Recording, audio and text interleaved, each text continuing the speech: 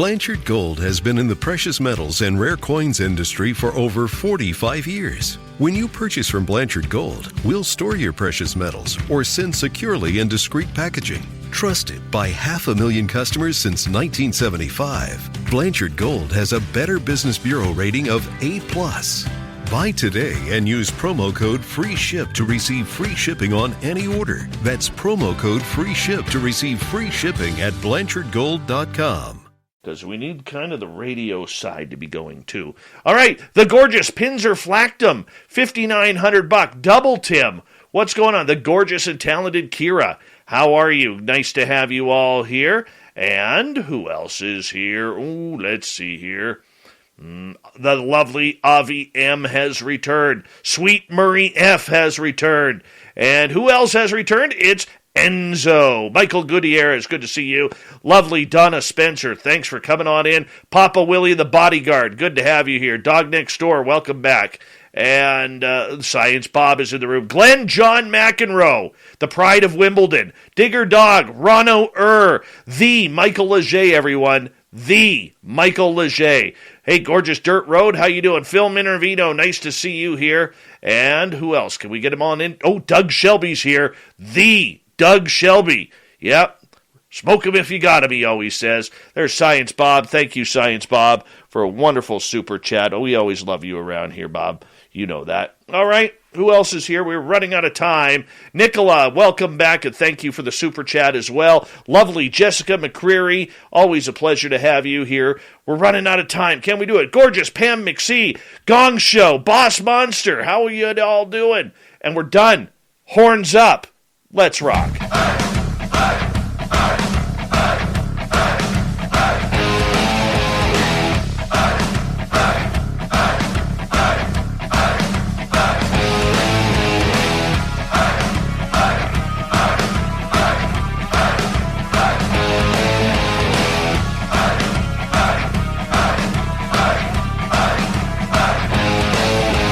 From the mountains of central British Columbia to you listening around the world, this, my friends, is Spaced Out Radio. I am your host, Dave Scott, sitting in the captain's chair of SOR headquarters. We welcome you to tonight's show on our terrestrial affiliates around North America, digitally on TalkStream Live, Revolution Radio, and KPNL. All of our archives are free. Go to youtube.com/Spaced Out Radio. Do old Davey the favor, hit that subscribe button. You can follow us on Twitter @Spaced Out Radio, Instagram @Spaced Out Radio Show, and now on TikTok @Spaced Out Radio. Our website is spacedoutradio.com. We have a plethora of features for you. Rock out to Bumblefoot, read Shirky Poo's Newswire, check out our swag as well. Tonight's show is brought to you by Chive Charities. Help make the world 10% happier by visiting Chive Charities today.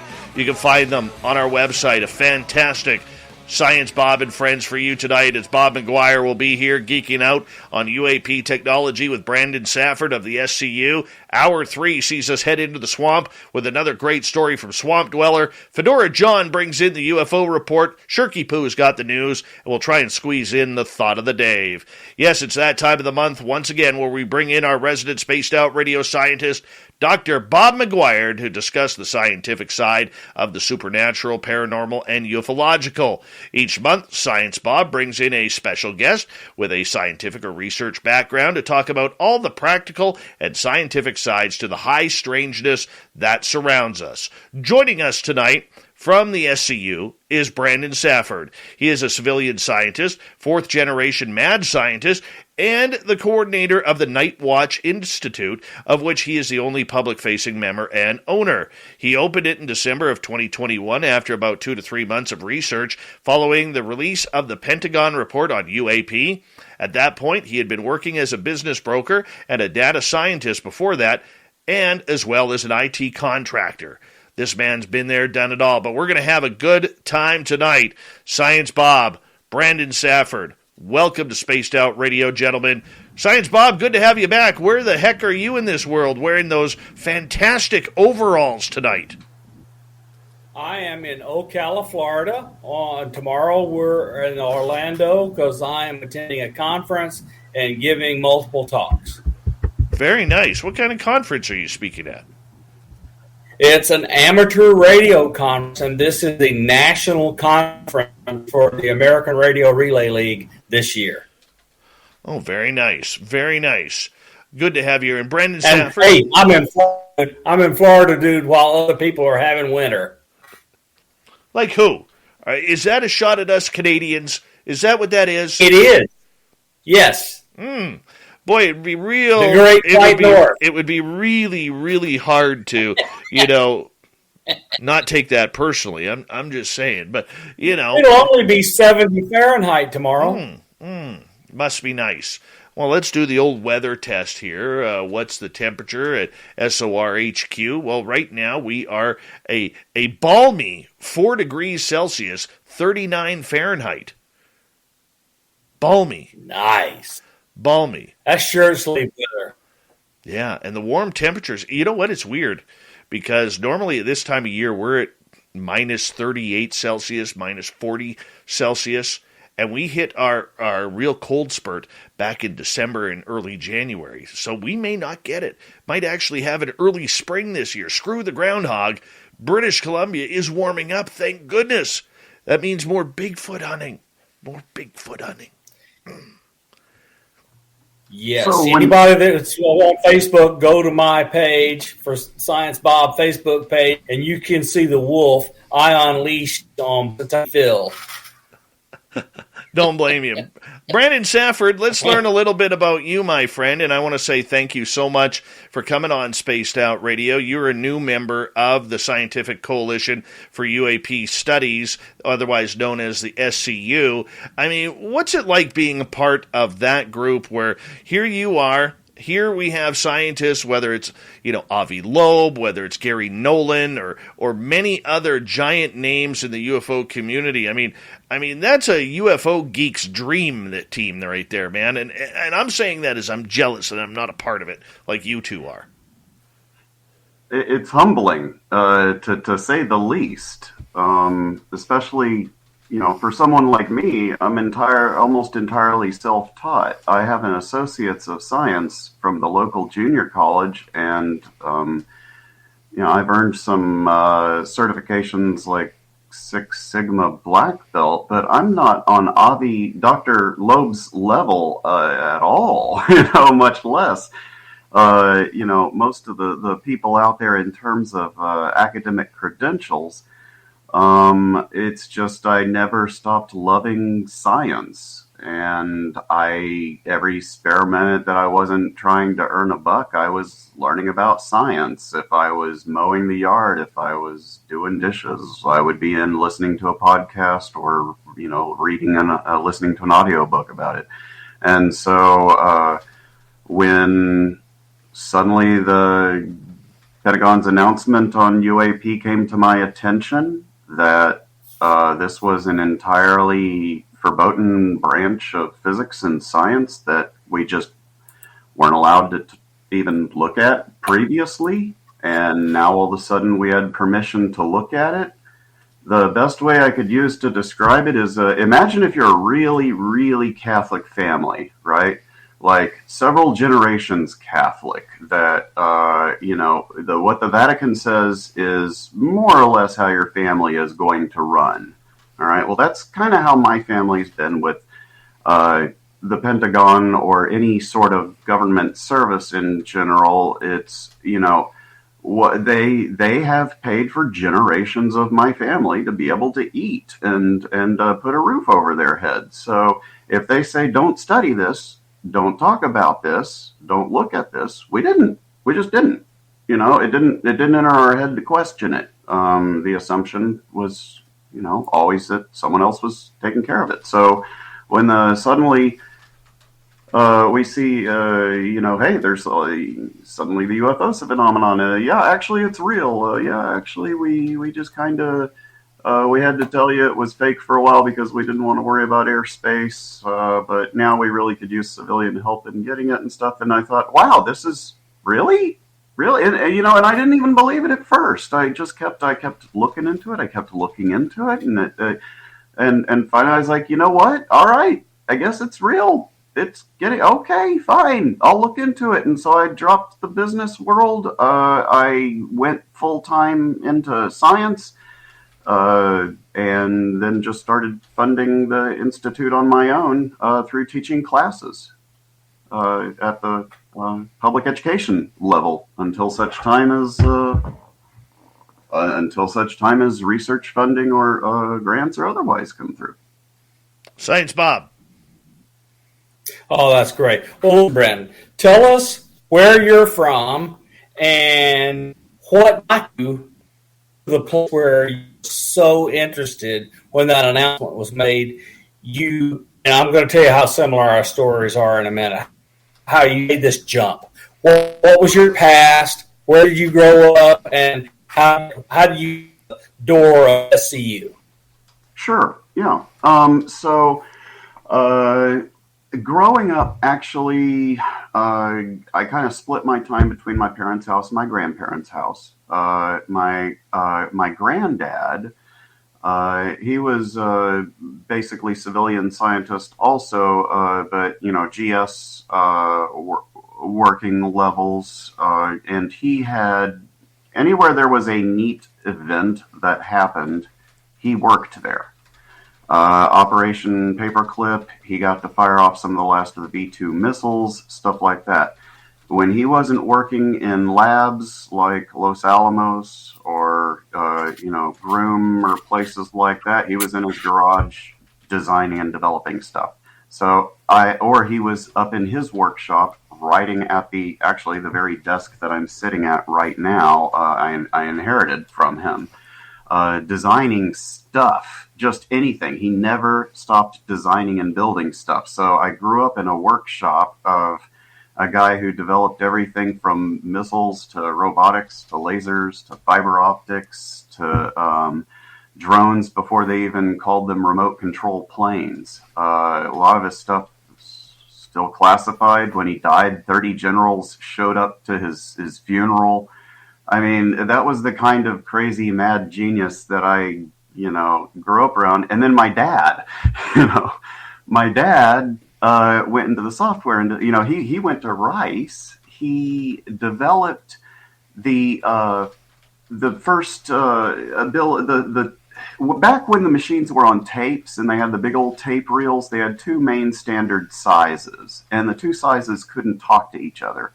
So Dad got irritated by that because he needed research and tests and programs to try and transfer from one to the other. So he just developed the hardware and software to get them to talk to each other, and that was his start to it. And then he developed a CAD system that was kind of the main competitor to AutoCAD, and he'd take me with him into the office sometimes, and he'd have the networks back then, back in the old days, the networks, no, but we had these giant dip switches that were a foot or two big boxes, and these little bitty tiny switches in it that you had to set with the head of a needle or a pen or something, or if you were a kid and had teeny tiny fingers and you could fit under the elevated air conditioned floorboards, he'd just give me a flashlight and a diagram and a letter and number and say, go match the buttons to that. And I could go under that, or I could remove paper jams from the punch card reading machines. Later on, I'd be working when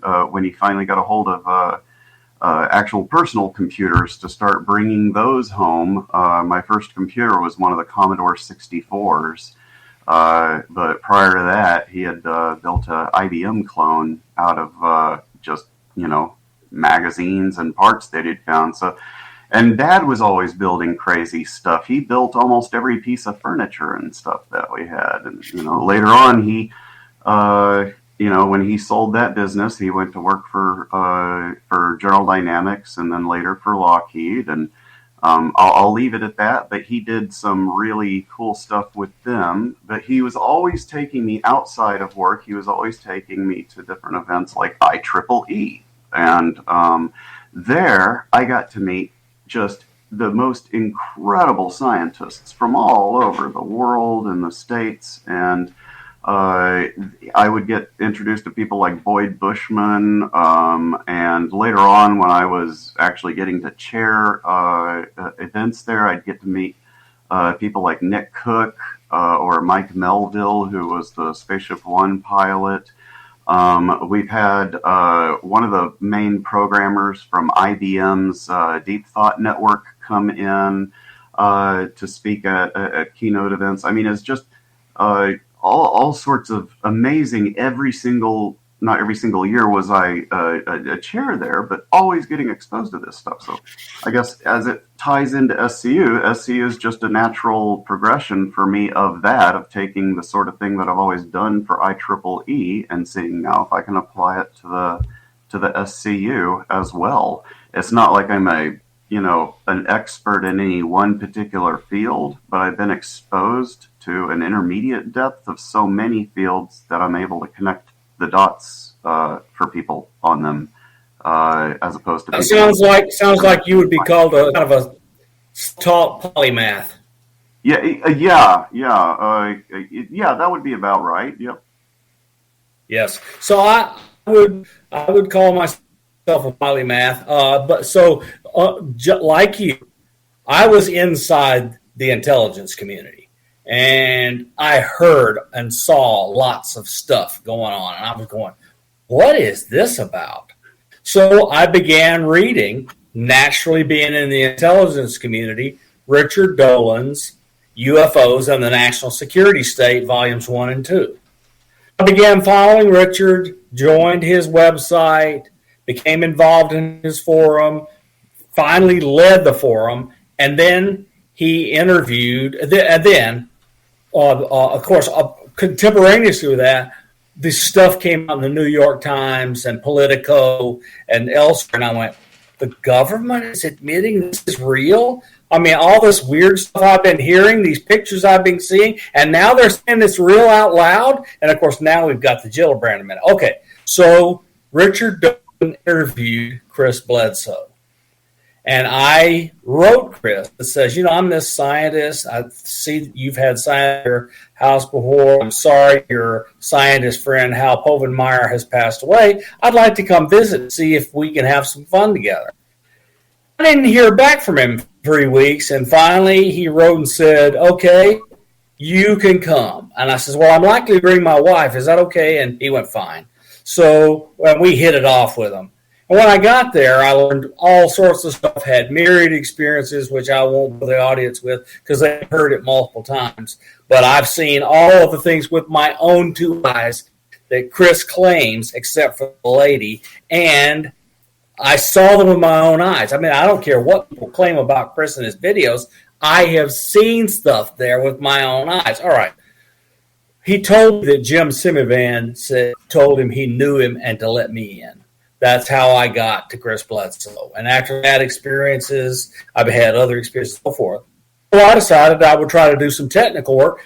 And my original goal was to help Chris out because he was taking these shaky handheld phone videos. And I wanted to put some other instrumentalities, other sensors, and do multi-sensor fusion, automated collection where nobody would guess at his place. And so I started doing some stuff. And eventually that led to other activities and so forth. It was just kind of strange. And I've had paranormal experiences, weird things happen ever since I became friends with Chris Bledsoe. So in 2020, I retired from Virginia Tech as the chief scientist of the Hume Center, and I stopped being an active member of classified projects. I took terms off, and in May of 2022, I will graduate. I will no longer have an active clearance. It will go into dormant, and if I were to go back in, there would have to be a total tens of thousands of dollar background investigation. So in other words, at my age, it'll never happen. So there you go. Dave, you got a question? Well, I always got questions because I don't have the impressive resume that you guys have. And every time you mention your resume, Bob, I just feel like slinking into my chair a little bit. Honestly, at least I could grow better facial hair than you. That's at least I'm one up there. True. I am one up there. But let's start to shift this as we got 5 minutes to go before we got to go to break here on Science Bob and Friends. The UAP subject has been a highly controversial one, Brandon, for the last 4 years. And, there's many in the UFO community that are very divided on this subject, whether it's the scientific side, whether it's the research side, the technological side, or the experiential side, which is where I like to come from, and that's kind of my background along with this, even though I do have my journalism diploma, but nonetheless, I had to throw my education in there. You got to compete somehow. But nonetheless, where do you stand on this whole controversy as an outsider who's pretty new looking in to the entire UFO world? Well, let's see. I did want to clarify one quick thing a moment ago, Dr. Bob. I am not actually a member of the intelligence community, nor have I ever been. I just wanted to make sure that I wasn't coming across as misrepresenting something there, because that's. But I have been surrounded by the aerospace industry, as well as a whole lot of very brilliant scientists within it around. So I just wanted to make that real clear. I didn't want to misrepresent anything there. But as far as a newcomer into this, it's fascinating because I've had to learn the transition of thinking that, oh, hey, I actually know the answer to that. I can just call them up and let them know, hey, I know what that answer is. I know what that could be. Or, hey, I know how I could help you with this. And realizing that those channels are mostly closed, that they all closed up after a lot of the not disclosure, but the waves of stuff started happening. And trying to find where those avenues were to even give any answers or questions, for that matter, to anyone. Trying to track that down was incredibly difficult.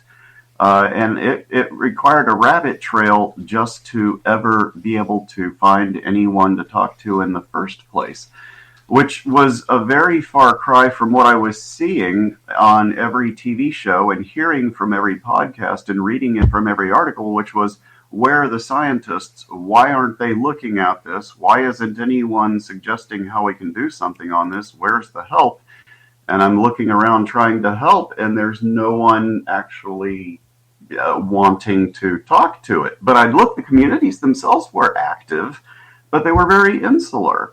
And I don't mean that as any sort of a disrespect towards the communities or anything, but this has been siloed for so long. I think maybe what it sounds like is it sounds like the artillery stopped and everyone's kind of poking their heads up and looking around and making sure the shooting's not about to start, as far as the sniping of pseudoscience accusations and tinfoil hat and clip art of aliens and things like that. And they're just waiting to see whether or not anyone's really taking this seriously, or if it's just going to go right back to the land of silliness and ruining professional careers. I'm banking on the former rather than the latter.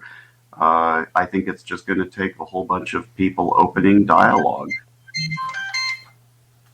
How do we get that dialogue opening up, though, as we got about 1 minute to go? Because so many sides here, and there are multiple sides. It's not two sides. There are multiple sides that have literally dug their heels in. I think that answer is going to take a lot more than a minute.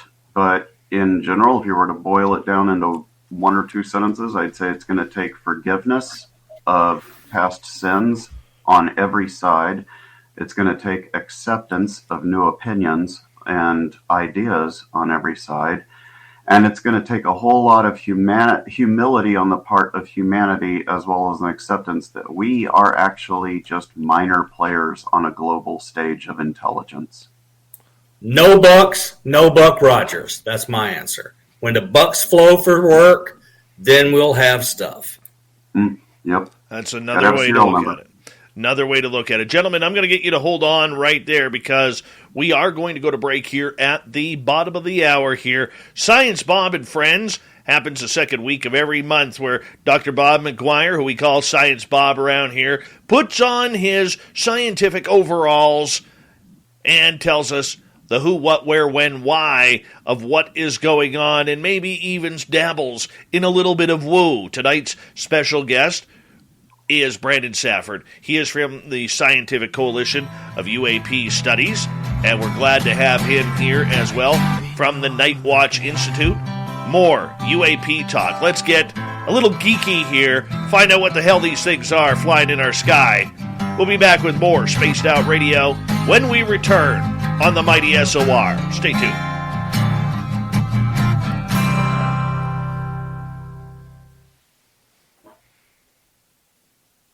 All right, we're clear. Oh, okay. So when we come back, let's go into as much detail as you can, Brandon, on what is the Night Watch Institute. What is it? What is it? What's its purpose? Kind of what are the kind of people that are involved and so forth. Get you as much publicity on that as we can. Can we wave at Sharon as she's going to bed? I lied. Can we wave at Sharon while she's going to bed, please? Come on. Let us have a wave. I lied and messed her up. Good night, Sharon. Good night. We love you. Yes. I don't know why she puts up with me, but she does. And she agreed. Mm-hmm. That's why they're always the better half. Mm-hmm. Exactly. Yep. Mine's already, I think mine fell asleep probably around 9:39. I'm usually already asleep 2 hours ago by now. I'm an old man before his time. Well, the worst of the pandemic, where I was sitting around doing this, where all my plans had fallen apart because of COVID, I was going to bed early. Now, my telescope is together. My astrophotography cameras are glued on. I have all of that working, and now I usually go to bed just before the sun comes up. Oh wow!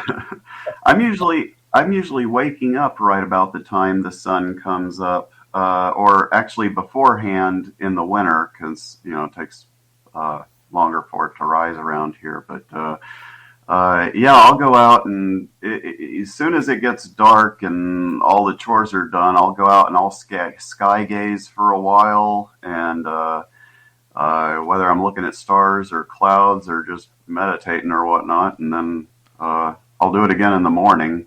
But man, it's just between 3 kids in school and everything else, and honeydew lists and teaching classes in science. Mm-hmm.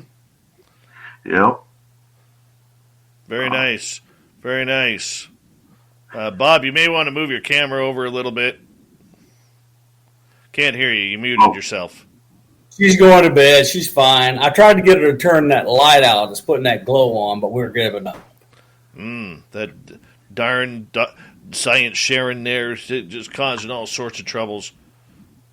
All right. Now, she's putting up with me. She's putting up with me, so I'm not calling it trouble. Mm-hmm. And those are some nice axes you got on the wall there, Dave. Are you a collector? Well, the red one and the black one, those are my sons. They're toast already. And this one right here is my daughter's. Mine are in the other room. Cool. I never had the hands for it. Me neither. I'm terrible. I am terrible, and I even suck at my lessons, and I'm so frustrated right now. But watching my little guy, who's 8, now starting to learn picking with his fingers is pretty cool. Oh, like claw hammer or something? Or? Yeah, just picking. Cool. Yeah.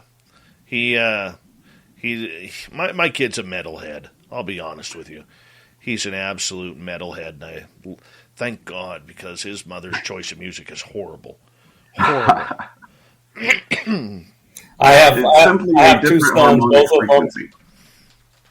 I have two sons, and both of them are multi-instrument people, pianos, guitars, etc. And they started that stuff when they were single digit, and they just grew up, and they can just play anything. Yeah, that's cool. They're pretty amazing. It's amazing. If you start them young, Yeah. they can really go, but they have to be into it. Yeah. You can't force it. Yep. My boy has recently started playing the piano by ear. He'll just go sit at the piano and just start playing. And I'm like, go for it. Just go for it. Give me a second here, guys. I want to say a big thank you to Smithy, Linda, Science Bob, Nicola, Candy, Phil, and Sinead for the amazing super chats. It is a wonderful way to support what we do on this show on a nightly basis. Don't forget, Saturday, February 26th, Lynn Wallington will be talking Women in Ufology, a 6-hour panel of women talking UFOs and everything in between, highlighted by former Navy fighter pilot Alex Dietrich, who will be along with us for that panel as well. It's going to be absolutely wonderful, and we appreciate you tuning us in for that. And don't forget, Vegas, April 22nd to 24th, we have the Spaced Out Radio Fan Party in Las Vegas at the Golden Nugget on Fremont Street. Make sure you go to info@spacedoutradio.com. Let us know if you are coming. Here we go.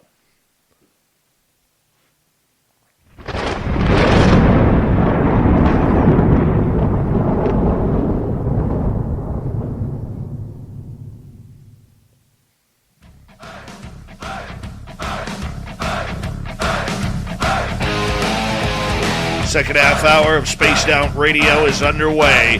My name is Dave Scott. Thank you so much for taking the time to join us.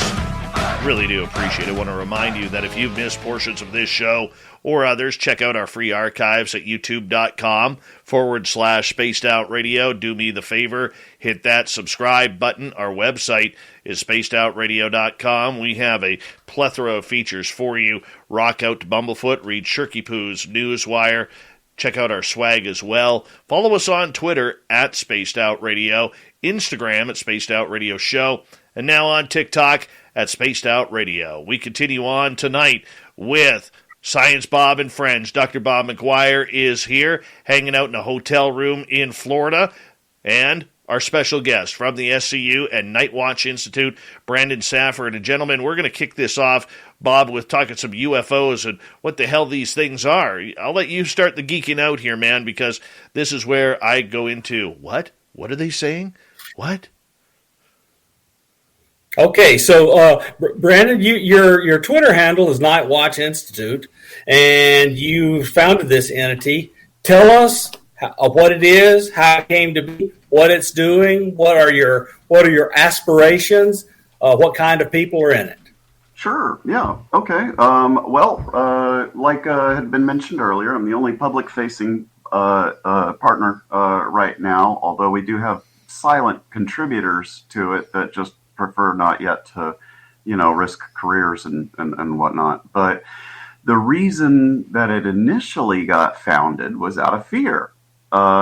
When the initial narrative that I had seen was, again, keeping in mind a very aerospace-oriented family, the admission by the Pentagon about the existence of the UFOs, I saw as a gross violation of U.S. airspace, an imminent act of preparation for war, and I didn't realize yet that there hadn't been hostilities, or rather, the hostilities that had happened now appear to be more incidental or invoked on part of, the whatever human state aggressor had attacked at the time.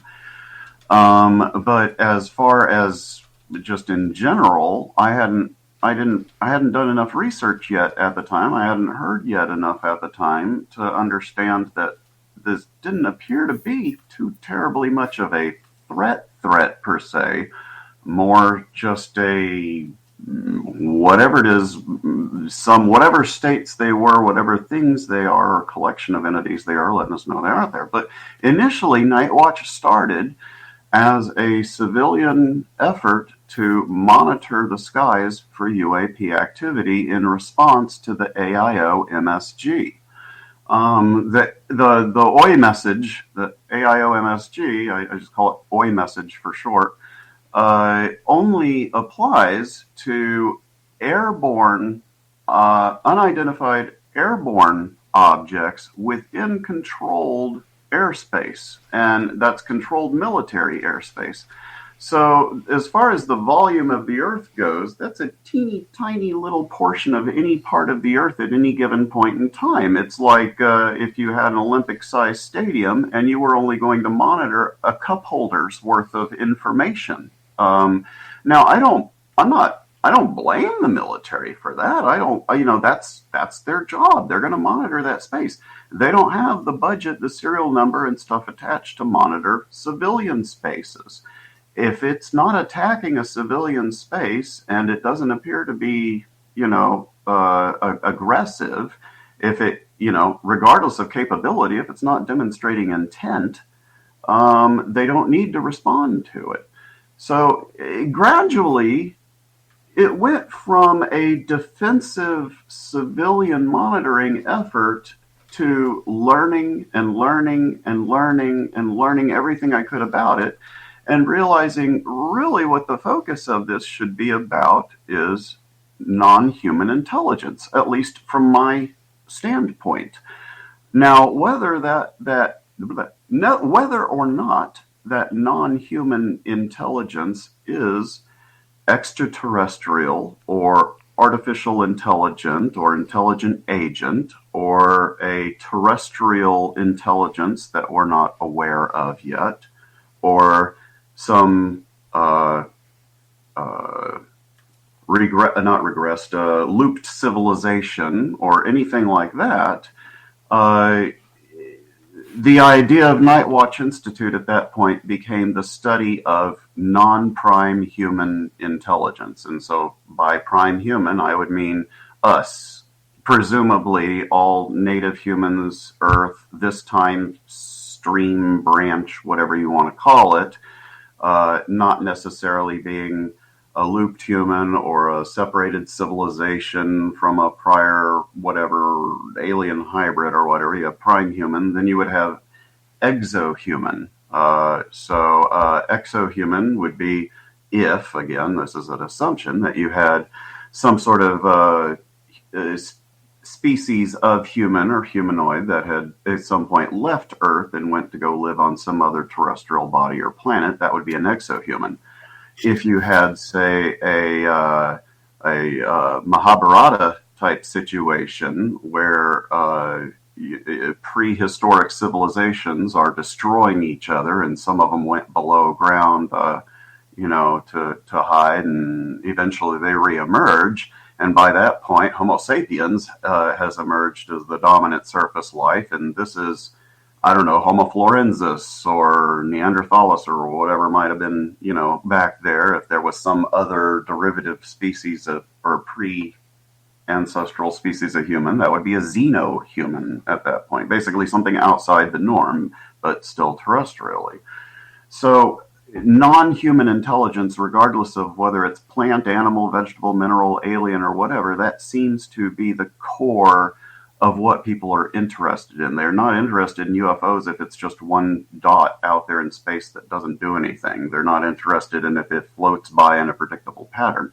But if it's doing something intelligent, where it's moving through the sky at unpredictable rates, or if it's suddenly shifting, or it's exhibiting intelligent or emergently intelligent behavior, that implies that we have a lot to learn about it. And whether or not that's in the archives of some deep base surrounding a spaceship, or if it's just in a lab that happens to be looking at bacteria that's capable of piloting a printed 3D vehicle, emergent intelligence and non-human intelligence is just fascinating to me.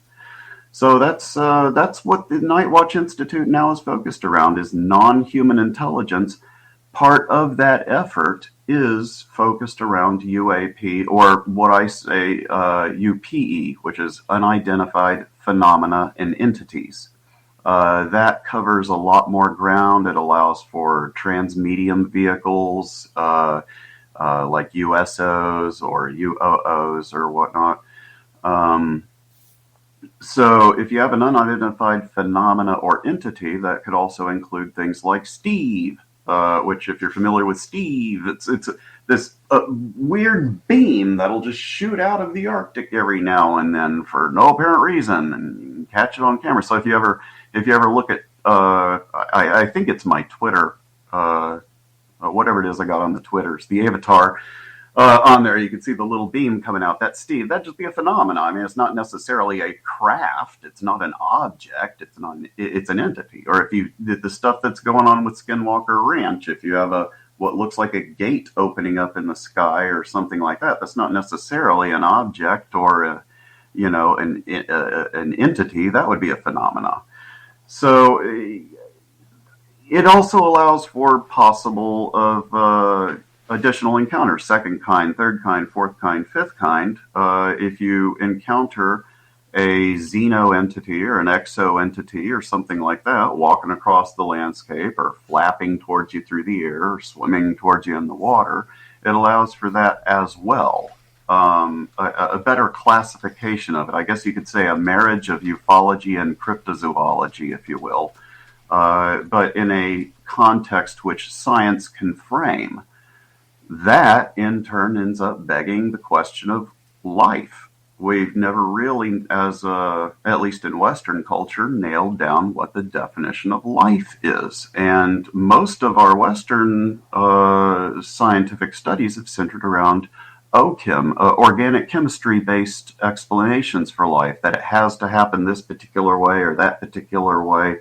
And like the most radical idea that people are proposing in most cases is something like a silicon-based or a saline-type life, when really, if you get down to it, all life requires is a process by which energy and mass convert to a more complex form and then take that function and replicate it indefinitely. And if you can get something to keep replicating itself like that indefinitely, provided it's got the energy and mass to continue doing so, that's proto-life. From there, it's just a natural progression of intelligence. So anywhere in the universe, not just Earth, anywhere in the universe that you have mass being acted upon by energy, you have the potential for a function to develop that transfers that into a more complex state. And if it's a more complex state and it can keep doing that and keep replicating it, those can eventually hit an even more complex state, and so on and so forth. Now, up until recently, it was thought, that would just be completely impossible because mutations in evolution would only happen via random mutations that happen once every few million years. But in fact, the science is now showing that, in point of fact, evolution seems to work from various directions at once. So you don't just have the random mutations that pop up. You've also got a weird semi-Lamarckian effect where, where if you happen to be in an environment where it's always wet all the time, then you're more likely to suddenly develop traits that are going to let you deal with wetness more often, or dryness, or heat, or cold, or so on and so forth. And so taking that to the next logical step, all evolution really requires is that the mass and energy function that was working before get a little bit more complex than the time before it. And if it can learn how to loop in other functions and processes that aren't related to it, it can get much more intelligent, like tool use or fire or... Finally, a bed that senses snoring and automatically responds. Meet the Ergo Smart Base from Tempur-Pedic, our first system that detects snoring, then automatically adjusts by raising the bed. Get your best sleep all night, every night. For a limited time, save up to $500 on select adjustable mattress sets. and experience the deep, undisturbed sleep of Tempur-Pedic. Get full offer details at TempurPedic.com. Peacock is streaming your favorite shows, movies, live sports, breaking news, exclusive originals, and every live WWE pay-per-view. It's The Office, Chrisley Knows Best, and Peacock original shows like Punky Brewster. Peacock, watch for free, upgrade for more. Stream now at PeacockTV.com. Building structures and things. And if it can get to the point where it's not just co-opting natural processes and things around itself, but it can co-opt other life forms into itself, then it's even more advanced, and so forth. So if you take that to its logical conclusion and then consider the volume of the Earth is way more than the surface area, and then think of it like an onion comparatively, if you just want to kind of visualize the whole volume of the Earth as an onion.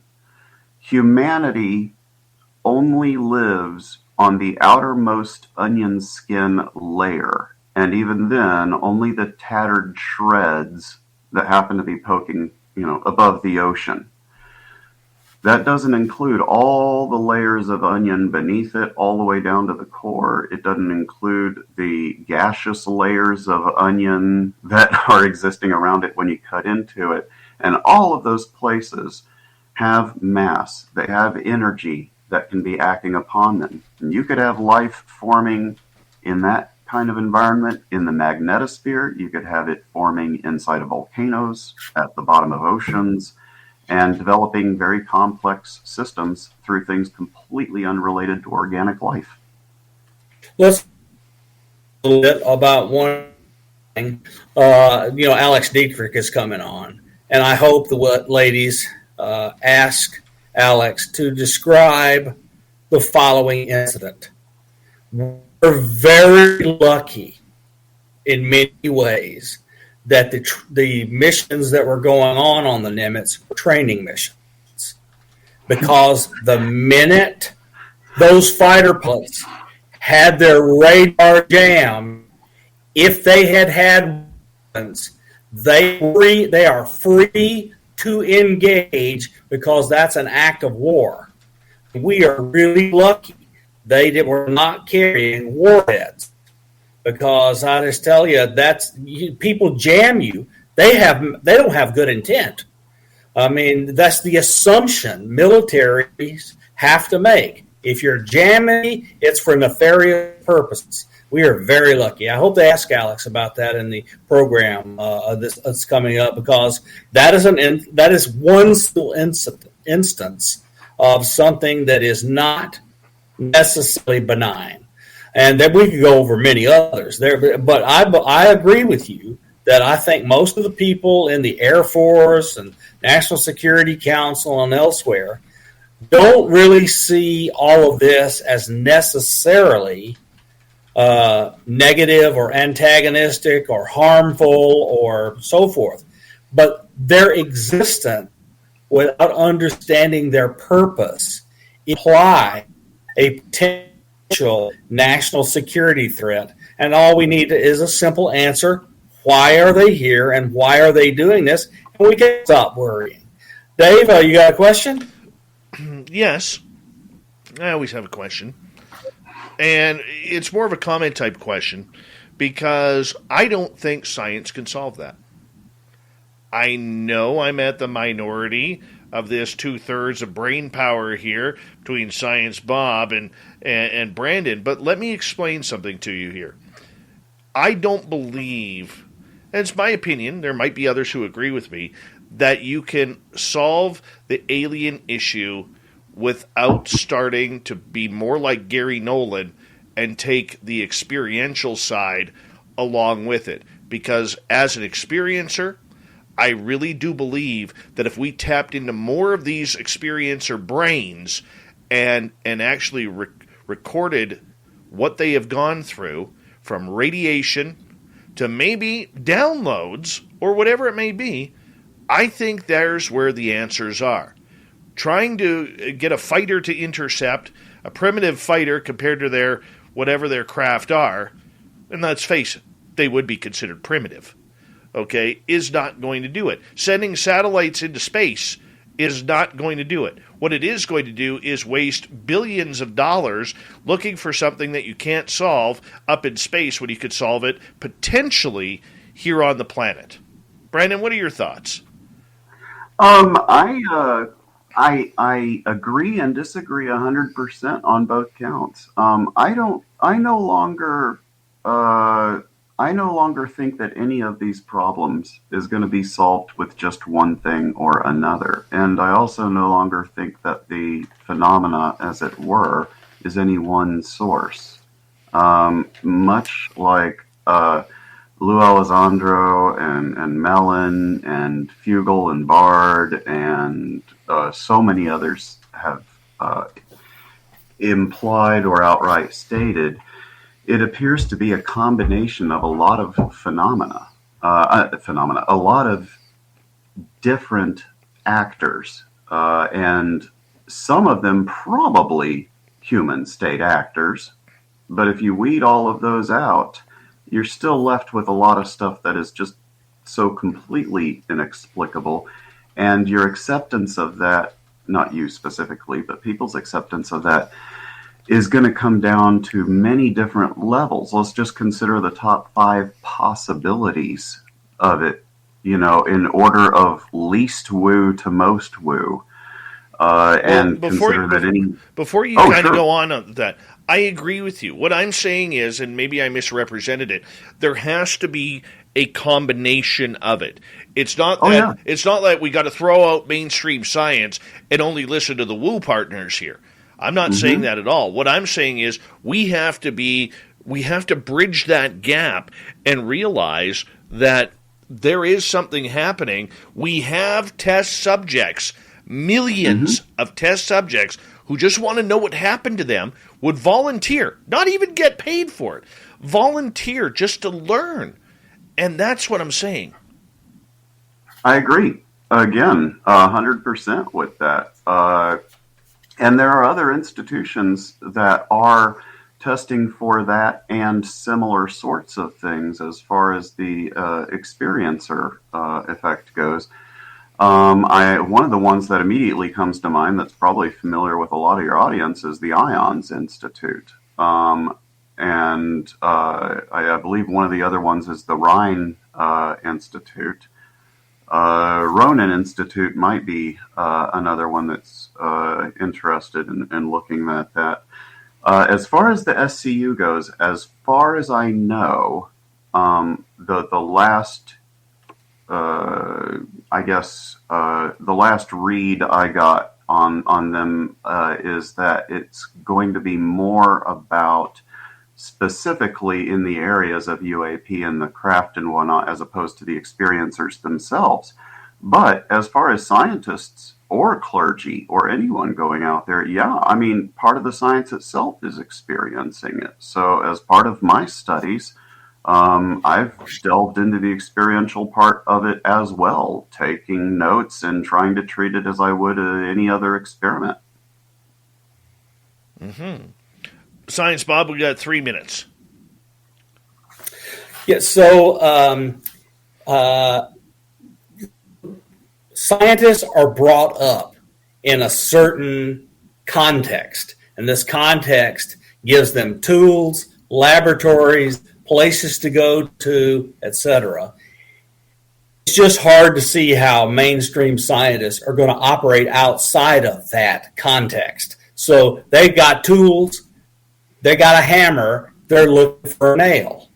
And so until we broaden the perspective and again, I say it, until funding is available for them to try things, they need to pay for the lab, they need to pay for their students, they need to pay for their staff, and so forth.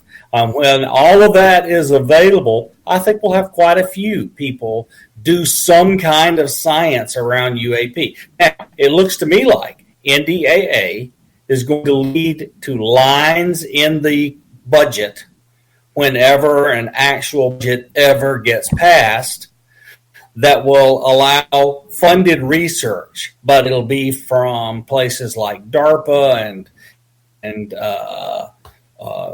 three-letter agencies and and so forth. I think it's going to be a little while they gather. They're doing observational science. And once observational science leads to hypotheses, we might see some grants coming out of the National Science Foundation, Air's Office for Scientific Research, AFOSR, the Navy Research Labs, and so forth, where they're doing fundamental research. Hey, we've got this bunch of phenomenon. Now we got a little money. Let's get some students and go do some work. Because that's what a professor does. He goes and tells his students what work to do for him, while their education paid for and a degree out of it. I mean, look, we have to understand scientists are constrained by how they make a living and the context in which they have to operate. And so that's just a comment on you're not going to see people get degrees in woo until woo is funded. It's just the way it is. It very much is the way it is. Gentlemen, we got you for one more hour here on Science Bob and Friends. Dr. Bob McGuire, formerly of Virginia Tech University, retired, and from the Scientific Coalition of UAP Studies, as well as, I'm sorry here, all of a sudden I drew a blank here. Night Watch Institute, sorry, I don't know why I all of a sudden blanked on that. We have Brandon Safford, I'm just butchering everything. Can we just get to commercial? Honestly, can we just get to commercial? Spaced Out Radio, Hour 2, Science Bob Roll bumper. Yeah, roll it, man. Just get me out of here. Not enough woo to inject into my system. Science Bob and Friends continues on Spaced Out Radio. I'll learn how to talk during the break. We'll be right back. Yeah, for what it's worth, all you did was add a T. I've had people add W's, N's, you name it. Oh, we lost Bob. No, he's still there. He just turned his camera off a little bit so he could go give his wife a smooch. Oh, there we go. Yeah, all right.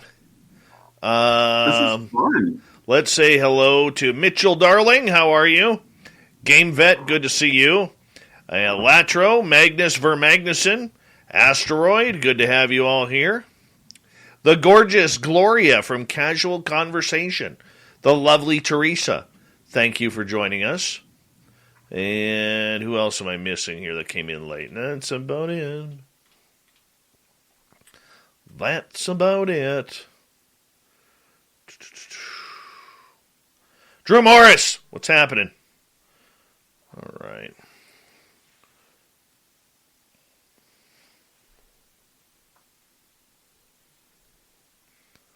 Let's see here.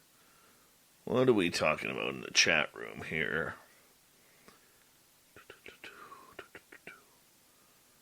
I don't know. What are my rules in the chat room? Usually if Jules is dropping a hammer here, she's got a point. Let me just take a little peek here. Oh, yes. No COVID talk in the chat room, people. You know better than that. You know better.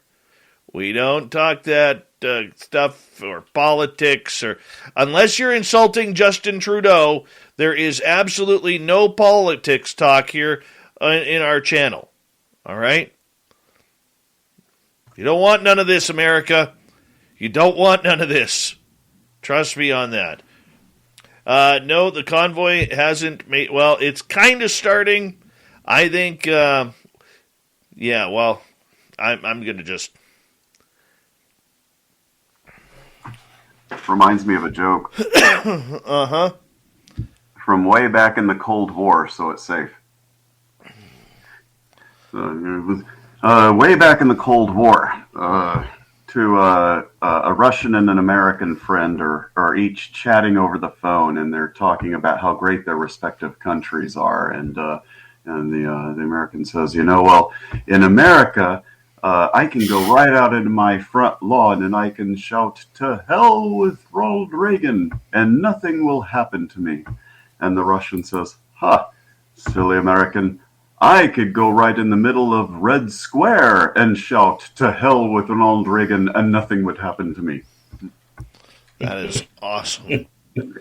Yeah, it was okay. It loses something in the telling, I suppose. Probably in 4 decades too. I bet there are people in the chat room that might go, Ronald who? Yeah. That just occurred to me.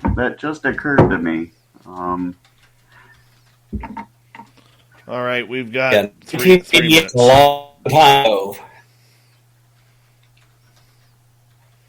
You know, Ryan Sprague and a couple of the others I've heard raise a really good point on that. There's whole generations now that are 2 generations removed from the Roswell incident, and as far as they're concerned, it's ancient history. It's as ancient history to them as the War of 1812 was to us. So, yeah. Yeah, but I mean, look, I believe that something major happened. And the reason is all of the researchers that, Dave and I and probably have gathered all of this documentary proof coupled with witness statements from people that lived in the area. You don't have semi-trailer trucks with flatbeds and tarps pulling a deflated balloon out of the desert. You just don't. That's because they're all in Ottawa right now. They're all in Ottawa right now. Yes. Boom. Those are some good balloons if they flew all the way from New Mexico to Ottawa. And I love the fact that they claimed Roswell was Mogul when Mogul started 5 years after Roswell. Mm-hmm. Mm-hmm. Gentlemen, we've got about 90 seconds. All right. And I just want to say a quick hello to everyone listening in on tonight's show. We really do appreciate it. Thank you to all the veterans. You always have a safe place here in our chat rooms. We love you and thank you for your service. Big thank you to our super chatters tonight. Smithy, Linda, Science Bob, Nicola, Candy, Phil, and Sinead. The super chat is a wonderful way to support what we do on this show. By the way, the new schedule for Vegas is going up on the website soon, April 22nd to 24th. We were going to spread it out, but we said hell with it. Let's just all gather at the Golden Nugget on Fremont Street. So far, we got 30 fans signed up. I'm excited. We're going to have a live show. We've got the conference room already booked. And, we want you to come. We want you to come. Big name showing up. Yeah. Science Bob is going to be there. George, not a big name, but other really big names are showing up. That's right. Science Sharon is going to be there, and George Knapp, Jim Goodall, Michael Schratt is going to be there. I'm already fangirling over that. You're probably going to see me cry when I see Michael Schratt. Honestly, I love the man's research so much. But we're going to get that going. And don't forget, February 26th, Women of Ufology on our YouTube channel. Here we go. You're listening to Spaced Out Radio with Dave Scott. Follow Dave on Twitter @Spaced Out Radio and on Facebook, Spaced Out Radio Show. Here we go with hour number 2 of Spaced Out Radio tonight. My name is Dave Scott. Thank you so much for taking the time to join us. We really do appreciate earning your listening ears wherever you are on this beautiful planet we call Earth. Hello to everyone listening in on our terrestrial affiliates around North America, digitally on TalkStream Live, Revolution Radio, and KPNL. All of our archives are free. Join us at youtube.com/Spaced Out Radio. Do old Davey the favor, hit that subscribe button. The Desert Clam has set the password for tonight in the SOR Space Travelers Club. Paboosh. Paboosh is your password. I wonder if it's Pabouche. No, there'd be an R on the end. Paboosh. We're going to call it that. Or as the Americans would say, pabouch. Pabouch. Use it wisely, space travelers, as the Clam sets the password each and every night, right here on Spaced Out Radio. Our website, spacedoutradio.com. We have a plethora of features for you, including rocking out to Bumblefoot, reading Shirky Poo's Newswire, check out our swag as well. Follow us on Twitter at Spaced Out Radio, Instagram at Spaced Out Radio Show, as well as on TikTok at Spaced Out Radio. Let's get back to Science Bob and friends. We got him for another hour here, where Dr. Bob McGuire comes in once a month to skip the woo, but get into the who, what, where, when, why, and how of everything strange and supernatural. Tonight, we are joined by Night Watch Institute's Brandon Safford. He is coming from us from the Scientific Coalition of UAP Studies as well. Gentlemen, welcome back and thank you. And Science Bob, I'll let you take the lead here. Great. So people that have been on here know that I'm a scientist. They know I have a degree in science. I've done science. I was the chief scientist of an institute. But they've also learned that I've had weird experiences. I've had missing time, orbs in my house, seen craft, been visited in the middle of the night and had things recorded that I didn't know happened. Supposedly with Dave, but I don't know. I mean, it's just all weird. The stuff is weird. And so as a scientist, I'm interested in what I can figure out about that. Have you had experiences? I have indeed. And it's one of those things that I still struggle with trying to share because from the very first time I was caught having the experiences, I was told not to do it. So when the very first ones that I can remember, I would be at my grandparents' house, and there were stars, for lack of a better word. They were golden stars. They weren't like stars in the sky, like little dots, and they looked like cartoon, like if you got a marker and drew in the sky, a messy image of a star. Gorgeous gaming, stunning streams, unbelievable bandwidth. It's another Lifestyles of Gagillionaires. Meet the AT&T Fiber customers winning at life with hyper gig speeds. Meet Gagillionaire Terry. While his love of streaming horror movies has him constantly on the edge of his seat, his internet bill won't give him a scare. Oh, don't go in there. I'm telling you. Because since Terry upgraded to AT&T Fiber with hyper gig speeds, he doesn't worry about data caps or equipment fees. Come on, man. The door's open for a reason. And best yet, he also doesn't stress about a price increase at 12 months, because with the amazing Gagillionaire lifestyle comes an exquisite sense of tranquility. Most of the time. Live like a Gagillionaire. Get straightforward pricing with AT&T Fiber. Internet that upgrades everything. No data caps, no equipment fees, and no price increase at 12 months. Limited availability in select areas. Visit att.com/hypergig for details. 15 minutes could save you 15% or more. Wait a minute. I've heard that before. That's the note Jeremy wrote to me in my yearbook in the 6th grade. How'd you even know that? Because it's from Geico. Yeah, wait, here it is. Dear Luke, have a great summer. P.S. 15 minutes could save you 15% or more. Love, Jeremy. Geico's had this tagline for years, because we help save people money. So wait, you're saying Jeremy copied you? Yeah, that actually does sound like something the J-Man would do. Geico. 15 minutes could save you 15% or more. And put it there. And within it were things that waved, and they would motion, they would make sounds. I didn't really know what they were. It didn't occur to me that they shouldn't be there. And they would, I'd laugh at them and I'd talk to them. I was, 4, 5, something like that.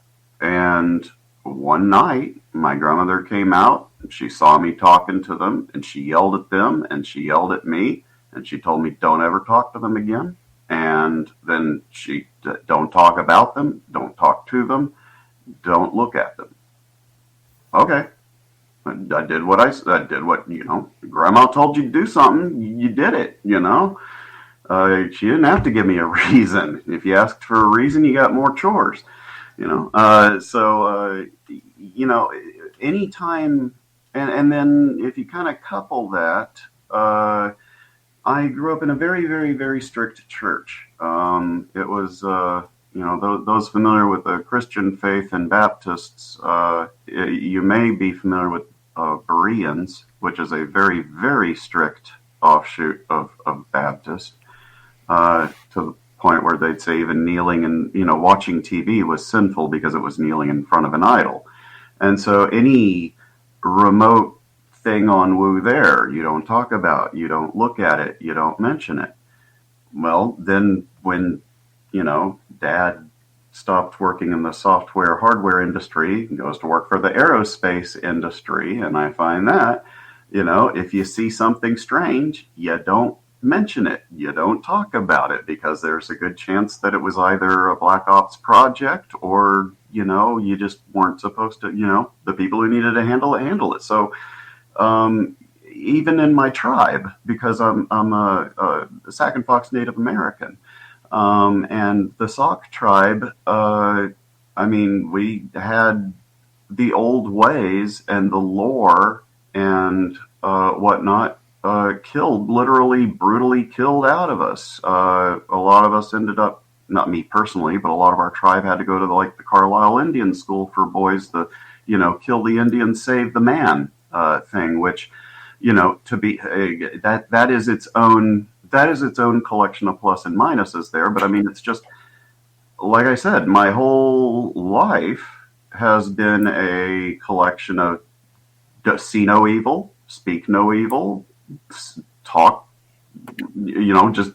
just pretend it. The Fnords, if you ever read the Illuminatus trilogy, it's like the Fnords. If you don't see the Fnords, they can't hurt you.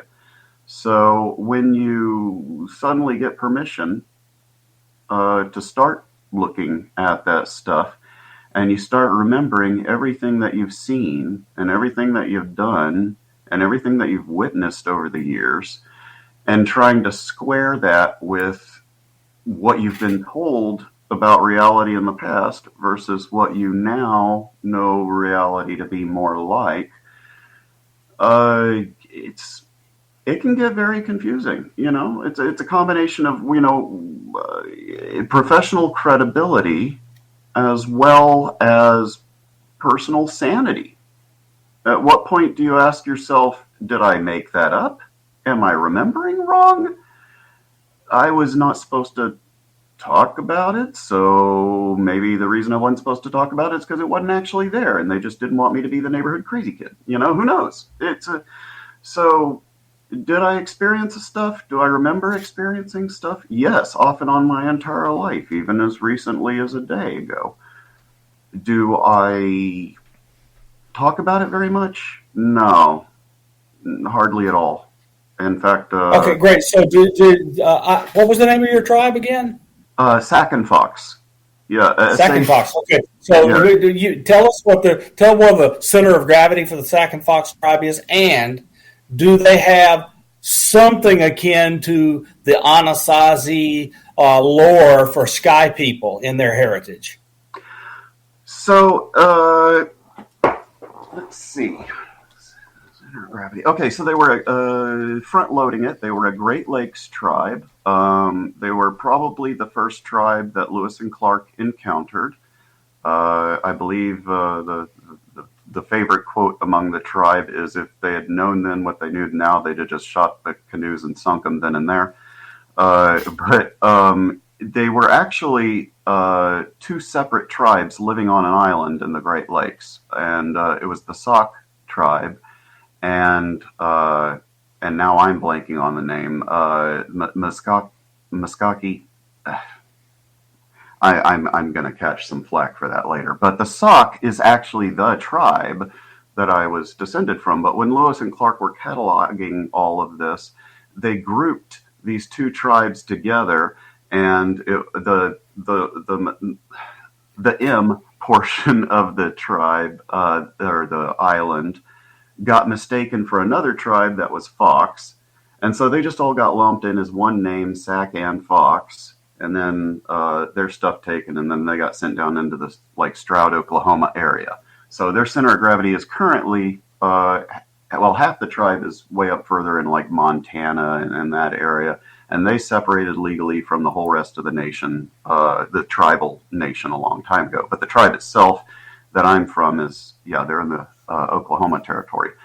As far as mythology goes, the one I'm most familiar with actually reads more like a post-apocalyptic legend than anything else, where so the allegory, and it was interesting in uncovering this, because this was a thing that had kind of gotten lost for a while, so it's kind of nice to be able to bring this up. This was kind of lost in tribal memory. One year, when I was thinking of actually competing at the powwows and forming my own regalia, I went to the tribal library to start looking up symbols from the tribe and colors and things like that were traditional. I really wanted to tap into the older roots of the tribe, and I came across this awesome looking symbol, and it was like this. It was a picture of like 3 different things, and it was like a medicine pouch and a bag and a quiver or something like that. But the medicine bag had an emblem of a cat with a really long tail that went all the way around it. And so I sketched it down as best I could, and the reference caption on it only said, "The underwater panther," as depicted by the Sac and Fox tribe on this medicine bag or whatever. Now, years and years and years later, I would actually get to see this medicine bag at the Trammell Crow building in Dallas. But up until that point, the only thing we had was that one picture from that one book. And I went from tribal member to tribal member trying to track down the origin story of this. And it just so happened that one of my relatives was old enough to remember the legend.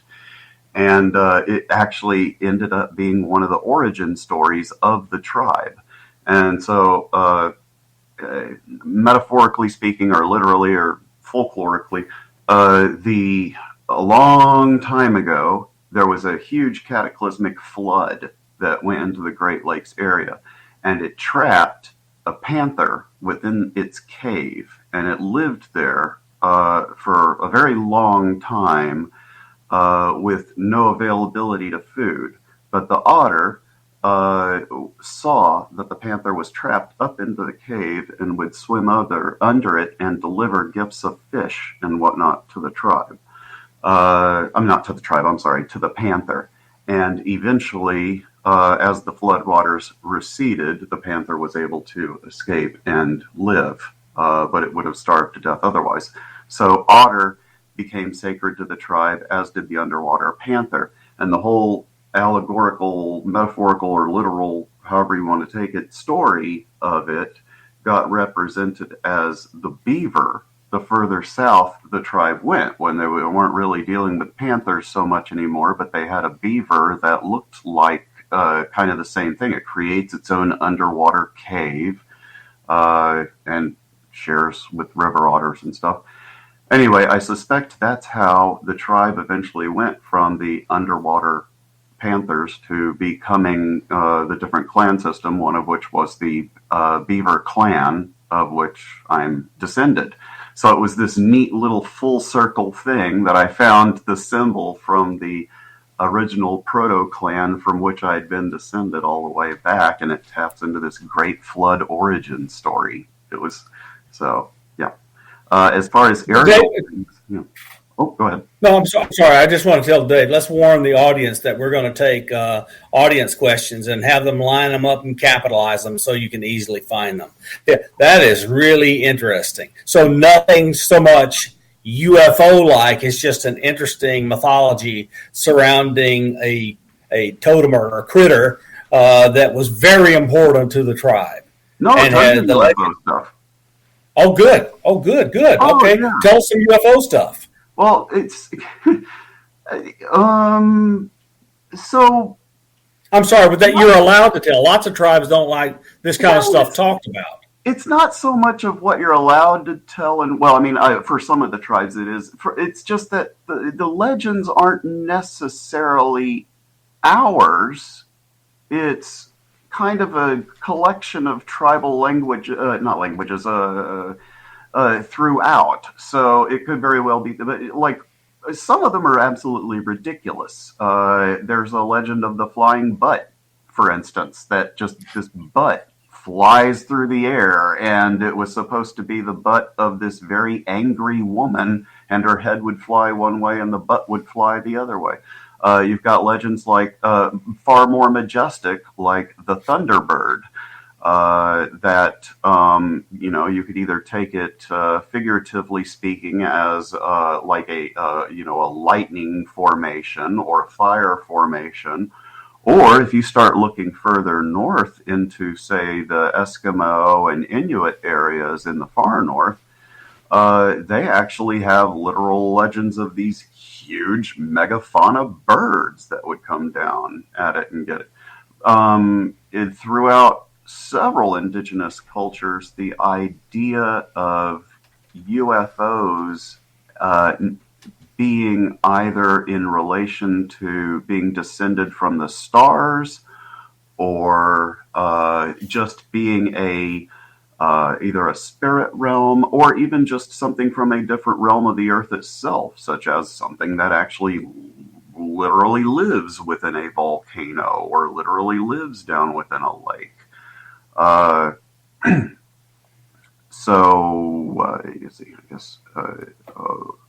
As far as ghosts or entities, cryptozoological things, again, that also is going to vary from tribe to tribe per se, but you've got acceptances of those varying from, if you go real far south into like mestizo lands, like Mexico, Central America, places like that, the idea of there being a natural and a supernatural it's a very hazy boundary there. The boundary between that is as hazy as trying to figure out what is the actual water line and what's the beach line when you're looking at the foam hitting the waves.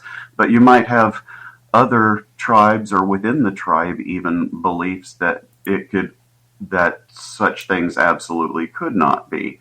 But one of the things that you do find over and over again in almost every indigenous culture, wherever I've looked, is an earth, air, fire, water, and akasha / spirit / celestial component, like a 5 elemental system.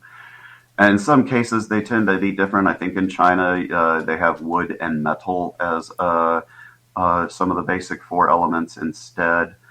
And you see the same energy dynamics going in and out as well among indigenous cultures. So again, in Eastern philosophies, you might have yin and yang, but in South Indian indigenous cultures, you might have Tama versus Raja energy, or in other cultures, you might have a demonic versus a angelic energy. As a scientist, I've kind of taken those across the board, and I just I've created mentally a Cartesian graph of trying to visualize any life form in terms of 2 different vectors. And the first is whether it's moving in the same temporal vector to us. So is it traveling at the same speed and direction through time or a different one? And also its comparative energy and mass density. So if something is more dense mass-wise than us and less energetic, it's sub-informative. You have less information being processed, less energy, more mass. But if you have less mass and more energy, it's a super informative entity. And so that kind of seems to provide a very similar dynamic if you have yin energy, that seems to be more sub-informative. Yang energy would be super informative. Tama energy would be sub-informative. Raja would be super informative. Celestial, angelic, super informative. Demonic would be sub-informative. So that's kind of the way I think of them now, in terms of if you use humans, just the human experience as an average central baseline point, you could figure out how a human would compare to any other entity based on its relative mass and energy density, its gravimetric energy per se, and its temporal vector. Dave? Yes, we have a question coming from Matt here, who is asking, what do you think about the titanium isotopes mentioned in Gary Nolan and Jacques Vallée's research?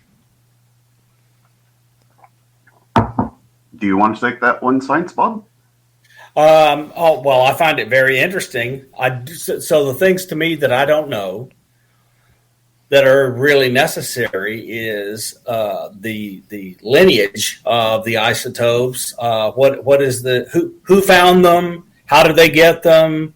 Which hands did they pass through? What were the exact tests they ran?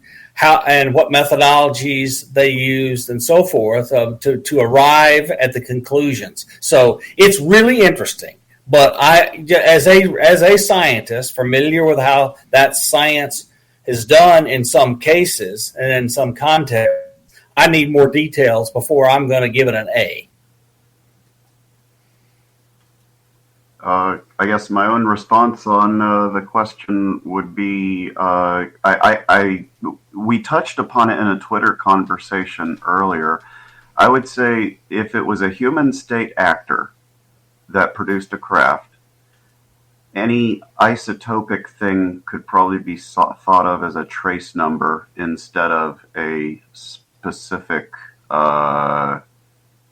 inherently metaphysical quality, as it were. So if you had an ultra secret craft that you didn't want to put any serial numbers on and you didn't want to have any identification whatsoever, and if it crashed and you needed to somehow figure out if it was yours or someone else's, the way I would do it is I'd encode it with an isotope that was unusual, and then that way I could find that isotope and I'd know it was mine, or I'd know it was someone else's if it didn't have it.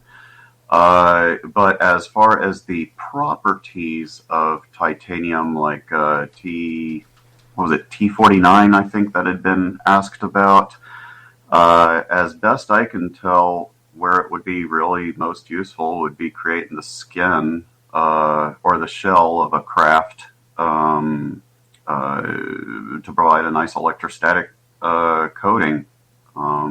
It seems a reasonable metal to use as well, especially if you had a UAP that was reported as like white or gray or something like that, because that's going to be roughly the color of such a thing. I think that's like the powder form, at least. Gentlemen, I'm going to get you to hold on right there. We got 30 minutes left to go here on Spaced Out Radio's Science Bob and Friends with Dr. Bob McGuire, who is sporting a very, very nice pair of denim overalls. Very jealous over that. And our good friend, new friend, Brandon Safford from Night Watch Institute, who could pass for Egon on the Ghostbusters with that fantastic hair. Yep, I said it. I've been waiting all night to say it. And that is a compliment, my friend. Science Bob and Friends returns when we return on Spaced Out Radio.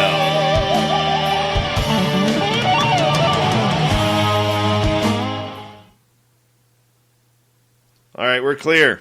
We'll go to Steve's question. Right, we'll go to Steve's question next, and that's where we'll kick off the last portion here.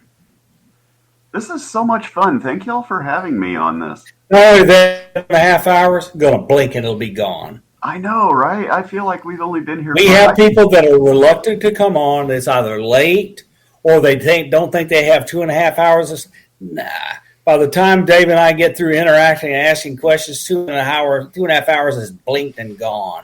I think in the very first conversation Dave and I had over the phone, even I was like, well, I don't know. It's really late, and I'm an old man, and I got the day job. And I'm like, now I'm really, really glad that I, toughed it out and brewed some coffee. Good. Yeah, I think a downside is it's on a Wednesday, but again, we haven't had a problem. No, it's I guess it's not really a downside. This is fun. This is the kind of thing I used to just sit in coffee shops and do for hours on end talking with other people. Oh, yes. Oh, yes. Yeah, see, the thing that COVID's just harmed me so badly is all of my collaborations are in person. And it's you're hanging out, you're getting to know the people, trying to figure out who's trustworthy and so forth. And that's a part of my upbringing and my experience and all the time I spent working for the government. You really need to figure out who you can trust. So that actually touches on something interesting that you said earlier that I had completely forgotten. Blanchard Gold has been in the precious metals and rare coins industry for over 45 years. When you purchase from Blanchard Gold, we'll store your precious metals or send securely in discreet packaging. Buy today and receive free shipping on orders over $300. Trusted by 500,000 customers since 1975, Blanchard Gold has a Better Business Bureau rating of A+. BlanchardGold.com. To mention, and that was how the speed of science is changing, and so that might be an interesting thing to delve into later. But my goodness, yeah, we are very close to having a group of technologies that, taken together, science and the number of bits and qubits of information that science and engineering are going to produce is going to increase so rapidly no one human can keep up even close. Oh yeah, and I think these types of platforms are going to be the key to that. I had never even considered using social media as a way to try and do scientific institutional research, except for the random comment of my youngest son when I was driving him to school one day. And I was like, so what do you want to do when you grow up? And he's like, I want to be really big on YouTube or Twitter. I was like, why? And he's like, because I want a whole bunch of followers. I want tens of thousands of followers. My son too. And I thought, at the time, again, not thinking outside of my own shell, I thought, well, how shallow is that just to want followers for no other reason to have followers? But it's their content. It's their groups. They want followers. Well, what I did instead was ask him. I said, why do you want followers? Because instead of just shutting him down, I asked him why. And he said, because that's that many more people that can help me solve problems and whose problems I can help solve. And it blew my mind.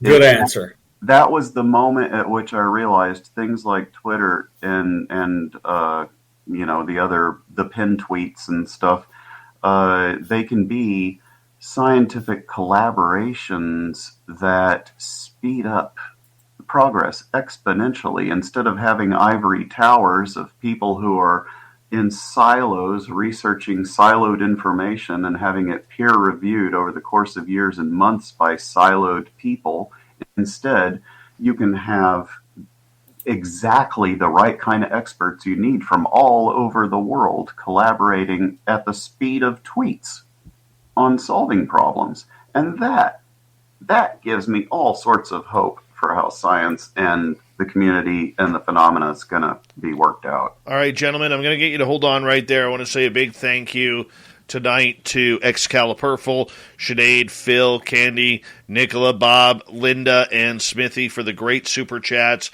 Really do appreciate the love and the great support that you give us on Spaced Out Radio. And Excalibur, I'll get to your question here in just a little bit. Reminder, February 26th is a Saturday. Lynn Wallington will be having the Women in Ufology Conference on our YouTube channel. 6 hours of UFO talk, including fighter pilot Alex Dietrich. And if you haven't joined Merle's and my new channel, Canada's Great Unknown, I'm going to go find the link. I'm going to put it in the chat room. I'd love it if you subscribe. Here we go.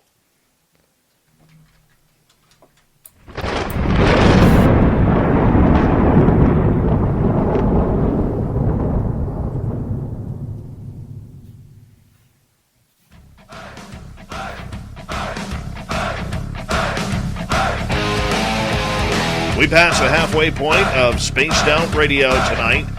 My name is Dave Scott. Thank you so much for taking the time to join us. We really do appreciate it. I want to remind you that if you've missed portions of this show or others, check out our free archives at youtube.com/Spaced Out Radio. Do me the favor, hit that subscribe button. Our website is spacedoutradio.com.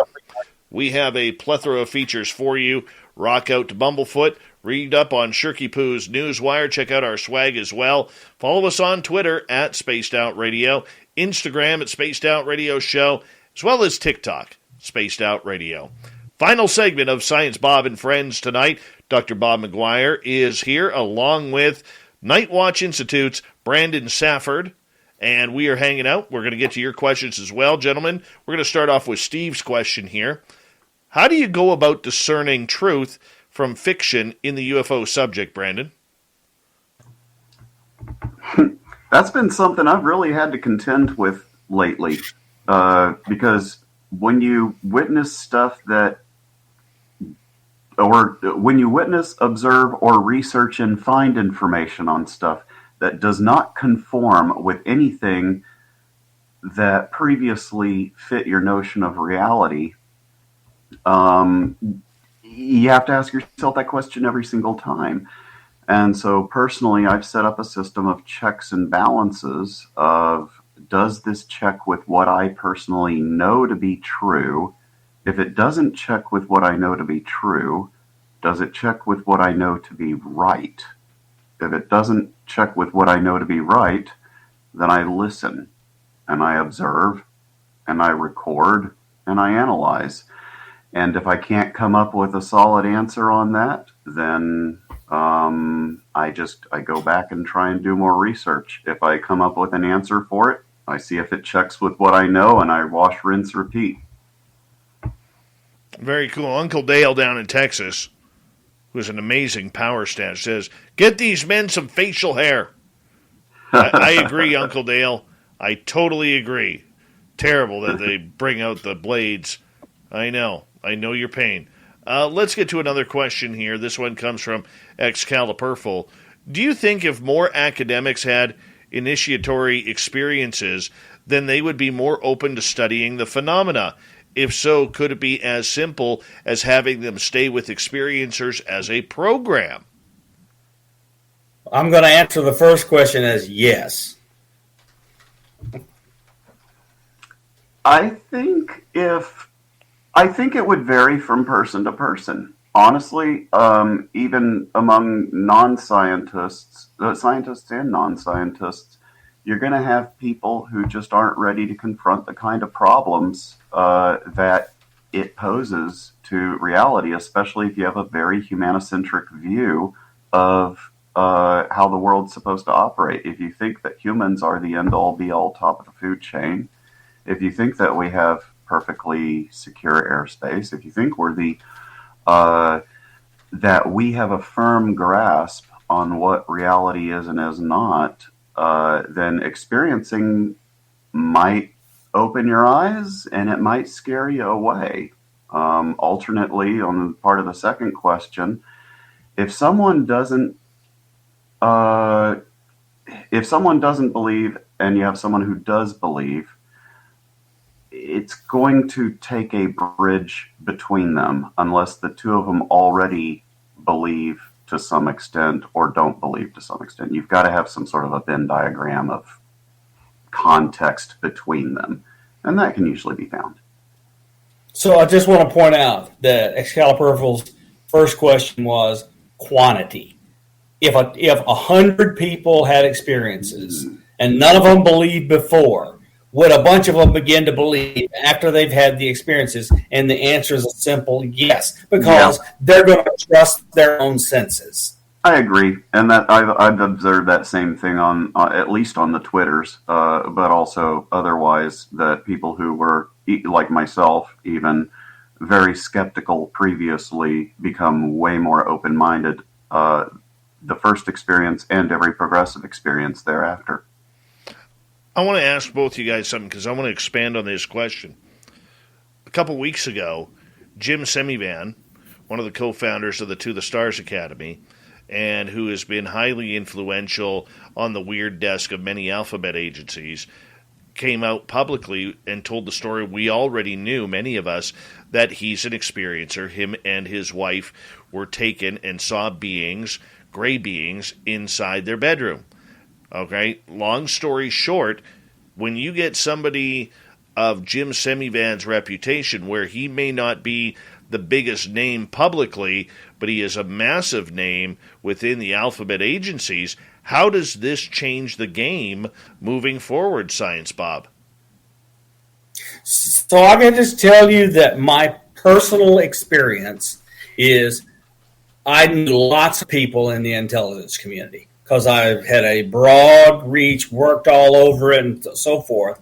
And as it became that I had become a believer and stuff started coming out, I personally witnessed people changing their mind. And I'm talking about people that once a month or so go to the White House and deal with stuff at the White House. All of a sudden they were going, I thought you were crazy, but I know now you're not.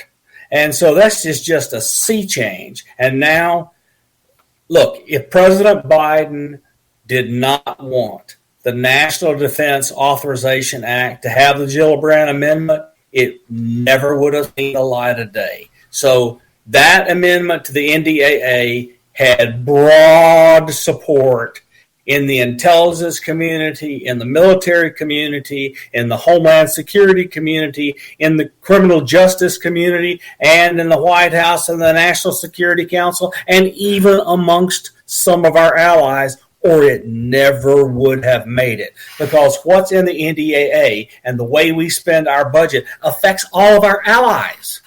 So I'll just tell you, this got broad support now if you understand how all of this stuff works. Okay, but how does that change the outlook with somebody of Jim Semivan's accountability and credibility coming out as an experiencer now? Because for so long, for the first 4 years of the To the Stars Academy's history, we weren't allowed to talk ET contact. We weren't allowed to talk aliens. They did a great job at segregating the entire topic, which I think caused a lot of unnecessary division within the UFO community. And now he comes out as an experiencer. I was going to tell you, they didn't care about the UFO community. They cared about the U.S. government saying it was real and funding activities and so forth. People that are in the UFO community aren't going to impact that in any significant way. What they wanted was congressional hearing. Look, Chris Mellon got on Twitter and said, hey, out loud, I think these Tic Tacs were ET. Now, I don't know that. I don't have evidence to prove it, but I believe it. So, I mean, just things have changed dramatically. Brandon, and Semivan is contributory to that. Brandon, your thoughts? I'm pretty much in agreement. One of the things I really wish that more of the UFO community understood is that nothing happens without a serial number. Now, you could name this, you could call the serial number whatever you want, an invoice number, a billing number, an RFP, whatever. But if you don't have a bill code to bill it to, it doesn't happen. There's not a person there to execute the action. There's not resources for them to execute that action on. And there's not materials getting shipped or anywhere to do anything with. And those serial numbers don't get created unless you have a project that calls for the necessity of whatever those serial numbers are going to reference in terms of their billing. And you're not going to have a project unless there's an act of Congress or, budgeting within the military that allocates beans and bullets towards that. Now, in the military context, that is almost always going to apply towards killing or defense context or threat assessment.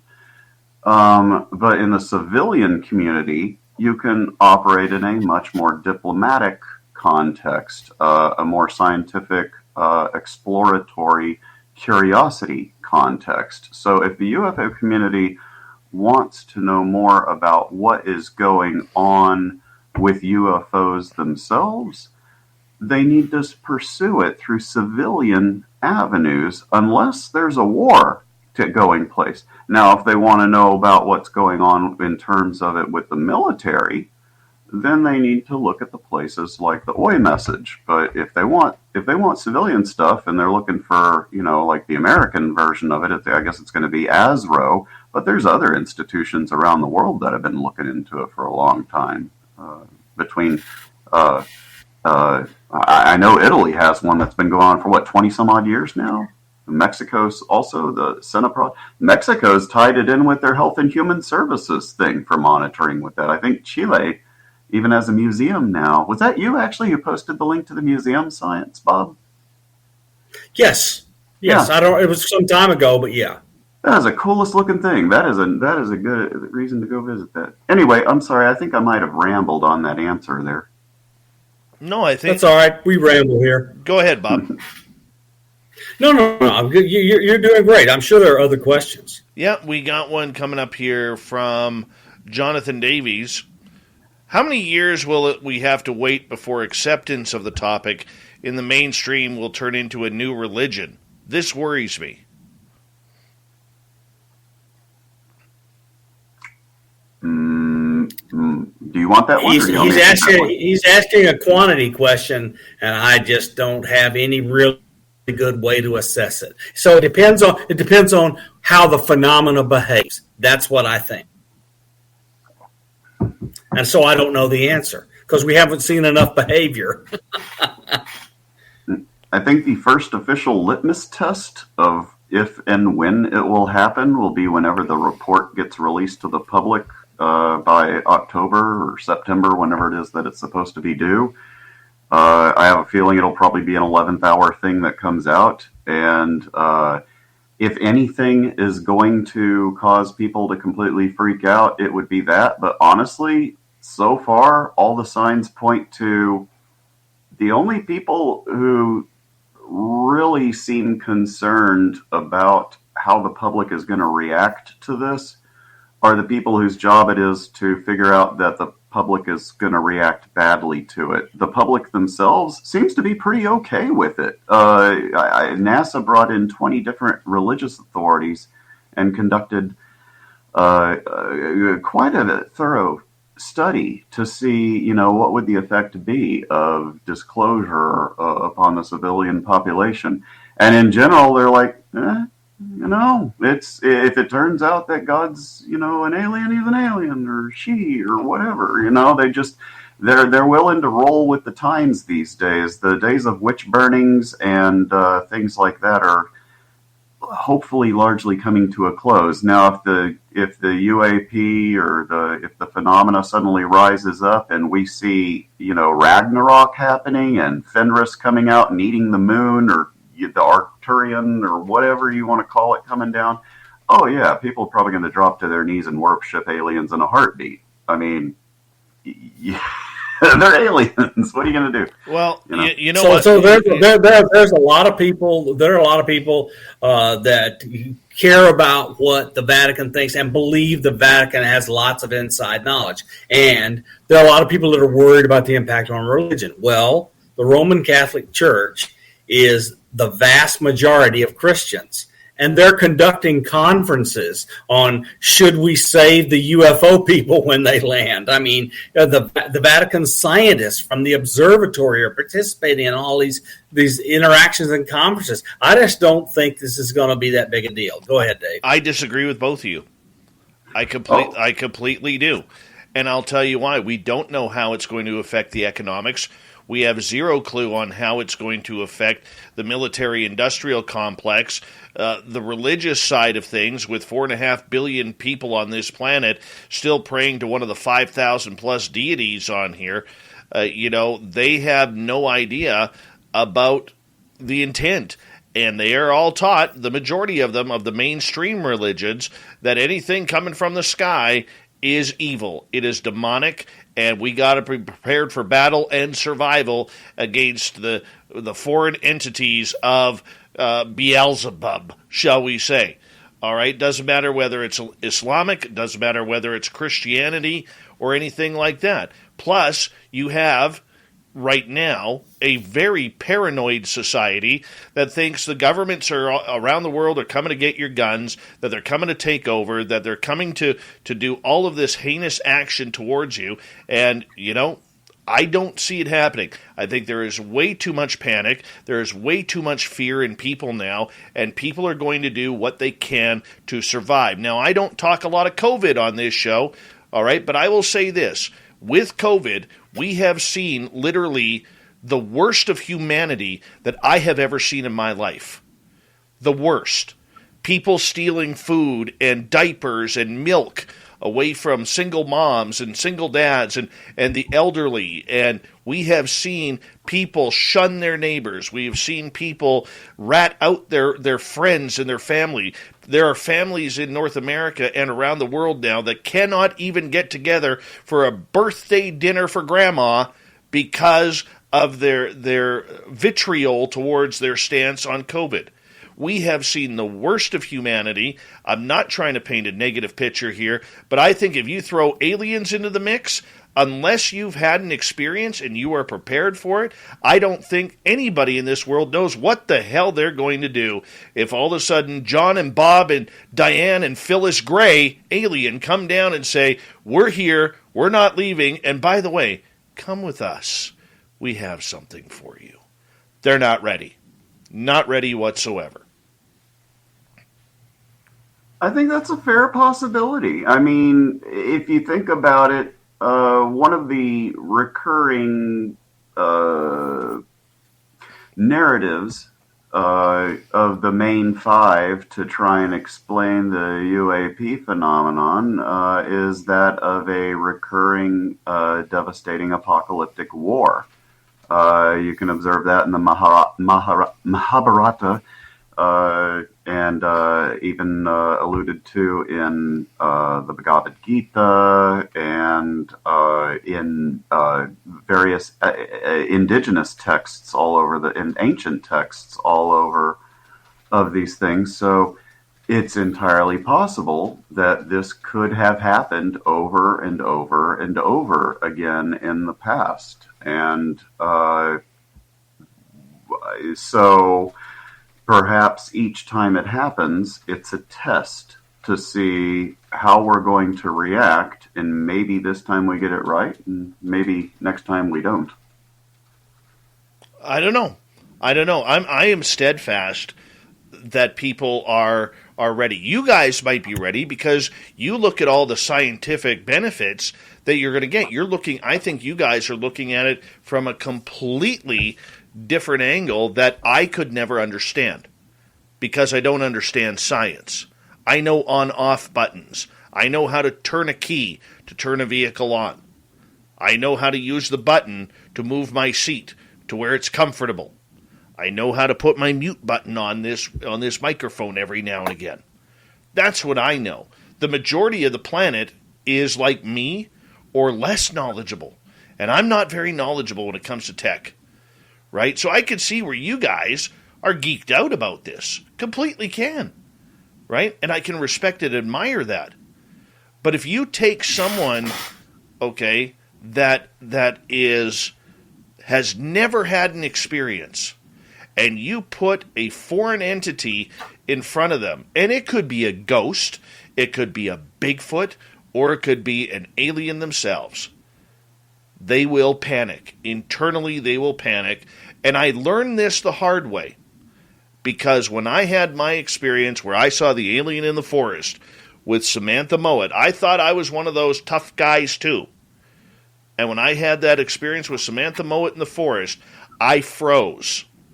And I panicked internally. I got that paralysis that people have when they don't understand something. And one of them aliens communicates with Samantha and says, we're worried about the man's health. Because they already knew that if I would have went down there and met them with Samantha, I'd have had a heart attack. That's the reality. And that's why I'm steadfast against the majority of people saying they're ready when they're not. Well, if I might offer an alternate scenario, you mentioned in driving your car, for instance, you might not necessarily know all the various bits and bobs that make it work and the forces that make it so. And yet, when you drive the car, you can tell inwardly if something's wrong with the car because it's not vibrating at the normal rate. You might have an odd shimmy in it or something, or you might hear an odd sound. Or if it's running just right and you hit that perfect flow, or that certain thrill you get when going down a hill or something, you don't necessarily have to understand the mechanics behind it, but you can understand the feeling of it and to appreciate the sensations of it. I think that's kind of how the non-scientific community can bridge the gap. Well, you know what? It's going to be a debatable issue until it happens. We got 2.5 minutes left, gentlemen. Aw. I know. It flew on by. It really did. Brandon, do us a favor. Tell everybody where they can find you, your information, and a little bit more about Night Watch Institute. Sure. Well, let's see. I'll lead with the Patreon. I just set up a brand new Patreon. I apologize if I did it wrong, but it's patreon.com/node3, NODE 3. If you want to go to the website, it's node3.org. If you want to email me, it's nightwatchinstitute@gmail.com. And usually I hang out on the Twitters whenever I'm collaborating with people publicly, and if I'm collaborating with them privately, well, then you'll know how we get in touch. As far as did I miss anything there? I don't think so. Oh, great. I don't think so. Science Bob, always a pleasure to have you here. Tell everybody how they can reach you. It's great. And my last word is, you already know that if they come and offer me a ride, I'm going to take a ride. Oh, yeah. And a postcard. Yeah, you can't forget the postcard. Or a SOFON. You could send a SOFON if you ever have read The Three-Body Problem. At this point, gentlemen, it's NFTs. We could make millions off the NFTs of Science Bob getting his whiskers pulled by the aliens on the Triangle spaceship. That's all I'm saying. Holy cow. I'm totally sticking with that. NFTs, Science Bob, that's where we're making it. Don't worry about the satellites. Non-fungible tokens saying good night. Don't worry about the satellites anymore, Science Bob. We got NFTs to create. That we do. Brandon Safford, thank you so much for joining us on Spaced Out Radio. You were wonderful for Science Bob and friends, and I just want to say you can come back on this show at any time. We really, really enjoyed your opinion tonight. I would love to. This was so much fun. Absolutely. And Science Bob, as always, my friend, much love, and we'll talk again very, very soon. Science Bob and Friends happens the second week of every month here on Spaced Out Radio, where we get to the who, what, where, when, why, and sometimes I will sneak in a little woo for Science Bob and our guests. Coming up next, we head to the swamp. Swamp Dweller's about to join us on Spaced Out Radio. Stay tuned. We'll be right back.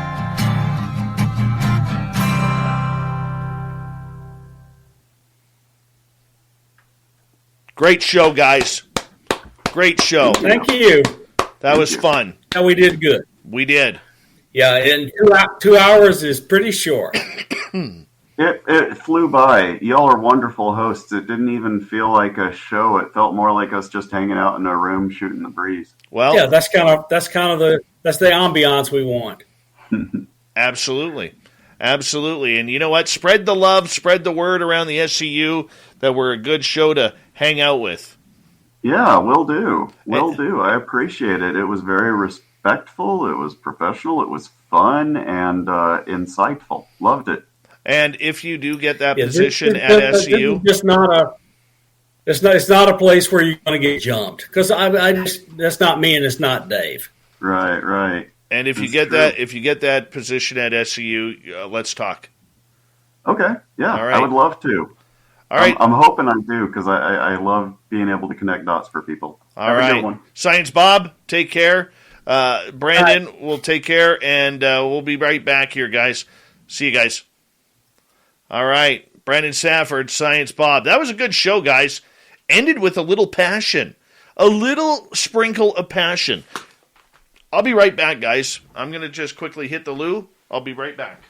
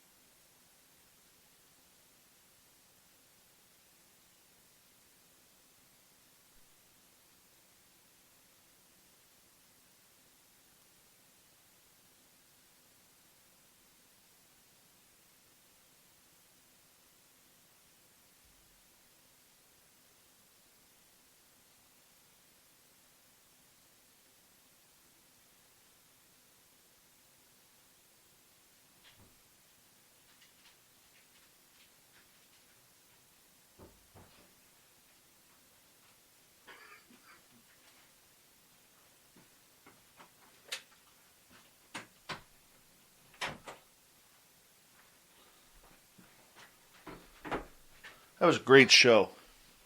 Great show. Hey, want to say a big thank you to Science Bob and Brandon Safford for coming on into the show tonight. And a big thank you to Simon Wales, Steve, Excalibur, Sinead, Phil, Candy, Nicola, Bob, Linda, and Smithy for the amazing super chats tonight. And I really do appreciate the love. Really do appreciate the love. And, of course, Lynn Wallington will be having her big-time Women in Ufology 6-hour marathon here on Spaced Out Radio, Saturday, February 6th, starting at, I believe, 3 p.m. Pacific, maybe 2 p.m., I'm not sure. We'll figure it out. Huge lineup of awesomeness. So make sure you check that on out. And what else can I tell you? We are approximately 9 people away from 300 for Canada's Great Unknown, my new YouTube channel with my buddy Merle. Could you do me a favor? Let's get to 300. I need 9 more. I'm putting the link in the chat room right now. I know most of you have already subscribed to it, but if you like really spooky stories that we're finding out and people are emailing us, it would be great to have you guys come on out, hit that subscribe button. It's moving real fast. Let's see if we can hit 300 by the end of the night, if you don't mind. Canada's Great Unknown, and I would appreciate it. Don't forget, Las Vegas. I ate chili for dinner, so I'm all gassy right now in this area. Soon to be the other area, but right now it's right here. Thank you to all the veterans who tuned us on in. We really appreciate it. Vegas, April 22nd and 24th. Here we go.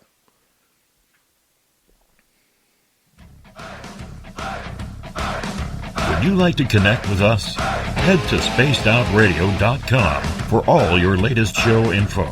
Now, back to Dave Scott and SOR. Here we go with the third and final hour of Spaced Out Radio tonight. My name is Dave Scott. Thank you so much for taking the time to join us. We really do appreciate earning your listening ears wherever you are on this beautiful planet we call Earth. Hello to everyone listening in on our terrestrial affiliates around North America, digitally on TalkStream Live, Revolution Radio, and KPNL. All of our archives are free. Join us at youtube.com/Spaced Out Radio. Just do old Davey the favor, hit that subscribe button. Excuse me. The Desert Clam has set the password for tonight in the SOR Space Travelers Club. Paboosh. Paboosh is your password. Use it wisely, space travelers, as the clam sets a password each and every night right here on Spaced Out Radio. Our website, spacedoutradio.com. We have a plethora of features for you. Rock out to Bumblefoot, read Shirky Poo's Newswire, check out our swag as well. Follow us on Twitter at Spaced Out Radio, Instagram at Spaced Out Radio Show, and now on TikTok at Spaced Out Radio.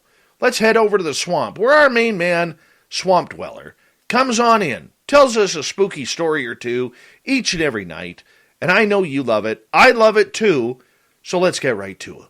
Let's go to the swamp. Hi, Spaced Out Radio listeners. This is Swamp Dweller. It's time for your nightly dose of spookiness on the show. If you have an interesting encounter or a spooky story that you would like to share, be sure to submit them in at swampdweller.net. You can also find our YouTube channel at youtube.com/swampdwellerreads. Now, let's chill out, relax, and together, let's enter the swamp.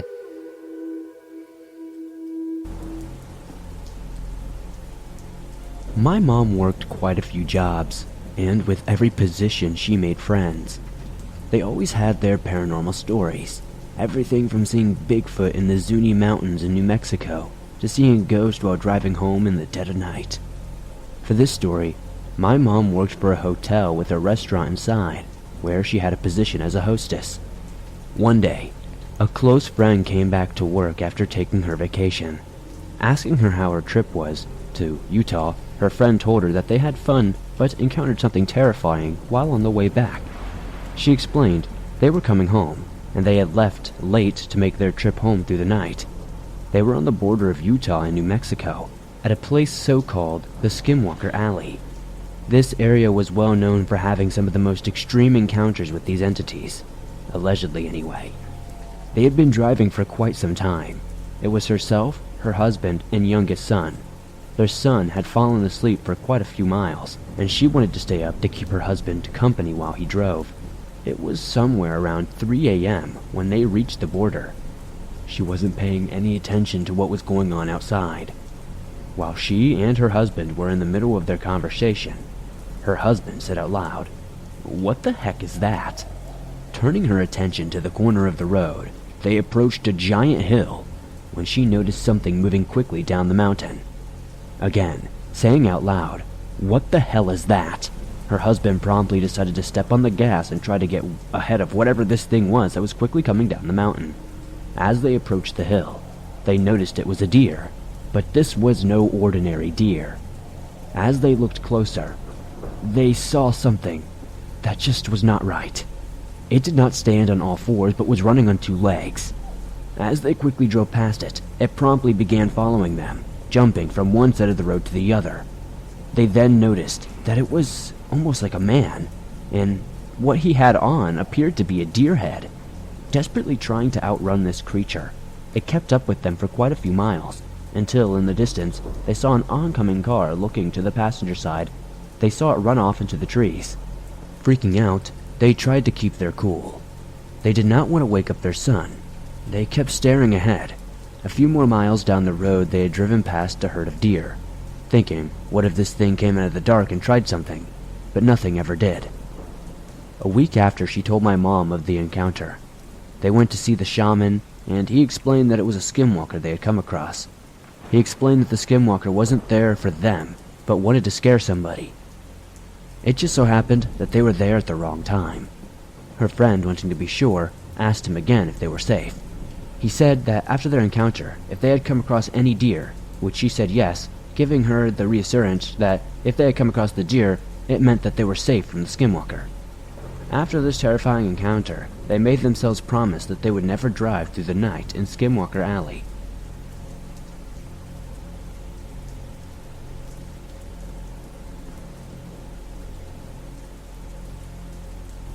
This happened the other night, on December 9th.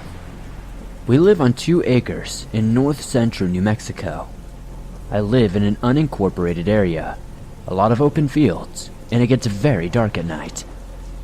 My 5-year-old Pyrenees dog, a giant dog, must be taken out to play or do his business. He will escape from the yard if no one is with him. Back to the other night. I took him out just before bed.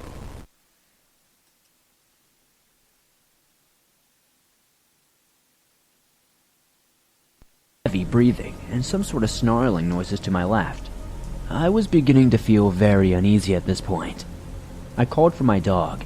Even though he is a huge dog, he fears his own shadow. He comes running up to the porch, whining and wanting to go inside. We rushed in, I locked the door and turned off the porch light. I told my husband what I heard. He said it's probably just the neighbor's dog. We went to bed, and the dog sleeps with us in our room as well. My side of the bed is inches away from the window. As my husband falls asleep, I heard a tap on the window. I lay there for a few seconds, thinking, did I actually hear that? Then I hear my voice calling my dog and telling him to come on. My husband says, "Why are you calling the dog? He's right here." I noted that the voice was coming from outside. Then we hear it again. He is looking at me with big eyes. What the hell is that? I tell him to be quiet by shushing him. These taps begin to turn into more aggressive bangs, and then my voice becomes more distorted. I have heard people talk about how it always sounds like someone they knew, but distorted. Never could I understand it until now. I mouthed the word "Skinwalker" to my husband, and he goes pale. I text my daughter-in-law. She is Navajo and from a medicine man and woman family, and is spending time out on the reservation with her mom currently. I text her and say I think a skinwalker is outside. I explain the situation. She calls and tells me to put the phone on speaker and put it up by the window. I could hear her and her mom do a Navajo prayer as I did this. As I listened to their words, the uneasy feelings went away. We did not hear anything else after that. Last night, when I took him out, nothing happened. It is getting that time of night again, though, so wish me luck. Oh. Gotta love the Swamp Dweller who comes on in. Make sure you go check out his YouTube channel. Hit subscribe. Make that Swamp Dweller Reads on YouTube. YouTube.com/Swamp Dweller Reads. And we gotta move on, though. Thank you, Mr. Swamp Dweller, for that amazing, amazing story. We'll have another one tomorrow night. But it is time, once again, for the fedora-wearing John Hudson and the UFO Report.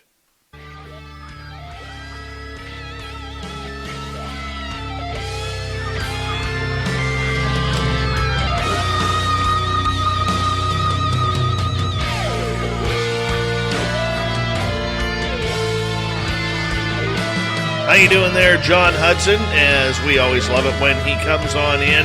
Talk about all the weird, strange, and wacky stuff that is going on in the world. And I'll tell you, this is a very, very good time to sit back, relax, and just chase the woo. John, what's happening, my friend? Well, things are certainly getting very interesting. The first thing I wanted to cover is the fact that there's this new video out of this very funny-looking cloud video. But what I don't want to focus on is purely the cloud video, although I do recommend people actually watch it because I do think it's curious. But the aspect of what I want to focus on is the misconception of what people actually see and what people think people actually see. Because I, for one, can tell you that when I first started researching this, and I would get jealous over the fact that, other people had seen something and I hadn't, in most cases, I would have still been disappointed if I had seen what they had seen. Because what I want to see is I want to see this beautiful, shiny, high-definition thing that, I can see, like, details on, right? And that's not what a lot of people see.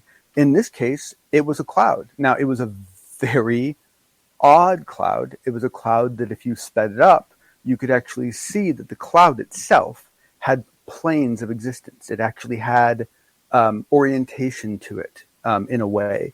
And so now it could have been an art project. Honestly, that could be a very advanced form of active camouflage that the U.S. military has done. It could be something else. I don't know. But the point is that usually when I'm looking up at the sky, as a kid, I was always looking for a UFO, right? But the truth of the matter is that many sightings are stars, right? Very, very bizarrely behaving stars, right? Or they start out as behaving stars, or they're orbs, or they're who's that one woman that she gets like God, man, they look like luminescent jellyfish things in the sky. I mean, people see some weird wackadoodle stuff, right? But the point is that if you were looking into the sky and you actually want to see something that strikes your curiosity, don't always just look for the plain and simple movie version. Look for anything out of the ordinary, because some of the videos have been coming out lately. If you weren't studying that film, because in some cases what you'll see is just 3 stars, and the 3 stars start moving, and they're moving in alignment. You don't see anything else. You just see 3 stars that seem to be, and you suddenly start realizing those 3 stars form a triangle, and you see nothing else. Now, once again, that could be a special effect, but the point is that that's not what I would have been looking for a couple of years ago, right? So all I'm saying is that the cloud video is a good thing to watch, but I think it's also a good opportunity for all of us to kind of talk about the fact that we're not talking about the sports model anymore, right? Are there some of those? Please, I hope so. I really do. But let's face it, right? What most people see is either, completely different shaped objects, right? Or in some cases, they don't see a vehicle. They only see one of the occupants. I saw that video because you sent it to me. Mm-hmm. And watching this cloud morph into so many different shapes, you know what? There was no pixelation. It didn't look like it was some sort of CGI. Because I'm always suspicious of those type of things. You know what I'm saying, John? Usually usually within the first 30 seconds, you can look at this and say, well, this is BS. This is garbage. Most of us get an instinct for it. Yeah, absolutely. And the other thing I look for is I look for things that are either either unique or they're unusual enough that I know only a subset of people know those details, and to see if those details are included, because those details can be very, very, very telling, right? There's certain aspects that become very kind of I wouldn't say normal, but you get correlations, I should say. Very true, very, very true, and I mean, I don't know about you. I mean, our eyes and our brain are trained to see things in clouds. We can recognize it. That's why we can look at clouds and say, okay, that one looks like a person. That one looks like a dinosaur. That one looks like a shark. okay, because our brain is trying to go through its database and think, what does this look like? Pattern matching. You're pattern matching Absolutely. as fast as you can. Absolutely. Yeah. You know, but the thing that interests me about this cloud is at one point it looks like it actually morphs into a human head with a face, and then it goes into like a rectangle, and then it goes into a number of different phases that it transforms into. You know, when you look at something like that, I mean, I am just dumbfounded by this one. But see, the thing is that if you had an object, and you had that object completely covered in screens that project, right? And you have the software to account for the angle issues that you would run into with a rotating object. Having that vehicle project a hyper-realistic cloud where the rest of the object is see-through. Mm-hmm. I'm just wondering how hard it would be to recreate what we saw if I had an unlimited budget and a bunch of DARPA people behind me. You know what I'm saying? I mean, I'm just wondering, like, because I know, I shouldn't say that. I have more knowledge than I should about how far along active camouflage is in the military, right? Active camouflage is in play. However, it has a lot of challenges with it, and it's not, to my knowledge, it's not to the level that was, right? Because see, to me, I would be honestly just as excited to find out this was Lockheed as I would to find out it was Alpha Centauri, right? I mean, it's like, to me, that was just super crazy cool technology, right? And the thing is that to our earlier point, I find that when people replicate things, they typically replicate common things that you've seen before that you could compare them to and say that looks real. So when someone shows a video that is of something that is really, really rare or unique, I think it invalidates some of the claim of a fake, because what are they faking? They're not trying to fake something that you've already seen before, right? So it's a different kind of analysis. John, is there any way possible that this object, I love looking at it, whatever it is, so awesome. Do you think that, you know, for a lot of people who look at this, they'll say, look, that looks like a bunch of spread out cotton, and cotton is very, very light and can be blown in the wind, or maybe it's a plastic bag, you know, a large plastic bag, like a bag that would go onto a mattress or something along those lines. Is this kind of what we're playing with here? Well, if you only saw this much of the video, then you might be able to argue that. But what you're looking at now is just this 20-second clip that I did that speeds up. The real video is like a minute and I think 15 seconds long, and you follow it all the way down, and eventually it goes behind some buildings, and you can see it. Look, to me, it looks okay. Let me put it this way. To me, it looks like a material that has memory. Okay? And what I mean by that is it's a material that has a sense of its form and tries to maintain that to a degree. And that indicates something. Now, look, there are fluids that will do that, right? I mean, there are. I assume there are gases too. But the thing is that thing is trying to keep itself contiguous. And when it turns, you can see it has a top and a bottom, and it has sides, and it shouldn't. It's a cloud, right? So, well, the interesting point for me is the almost looking like translucent orbs that are inside of it.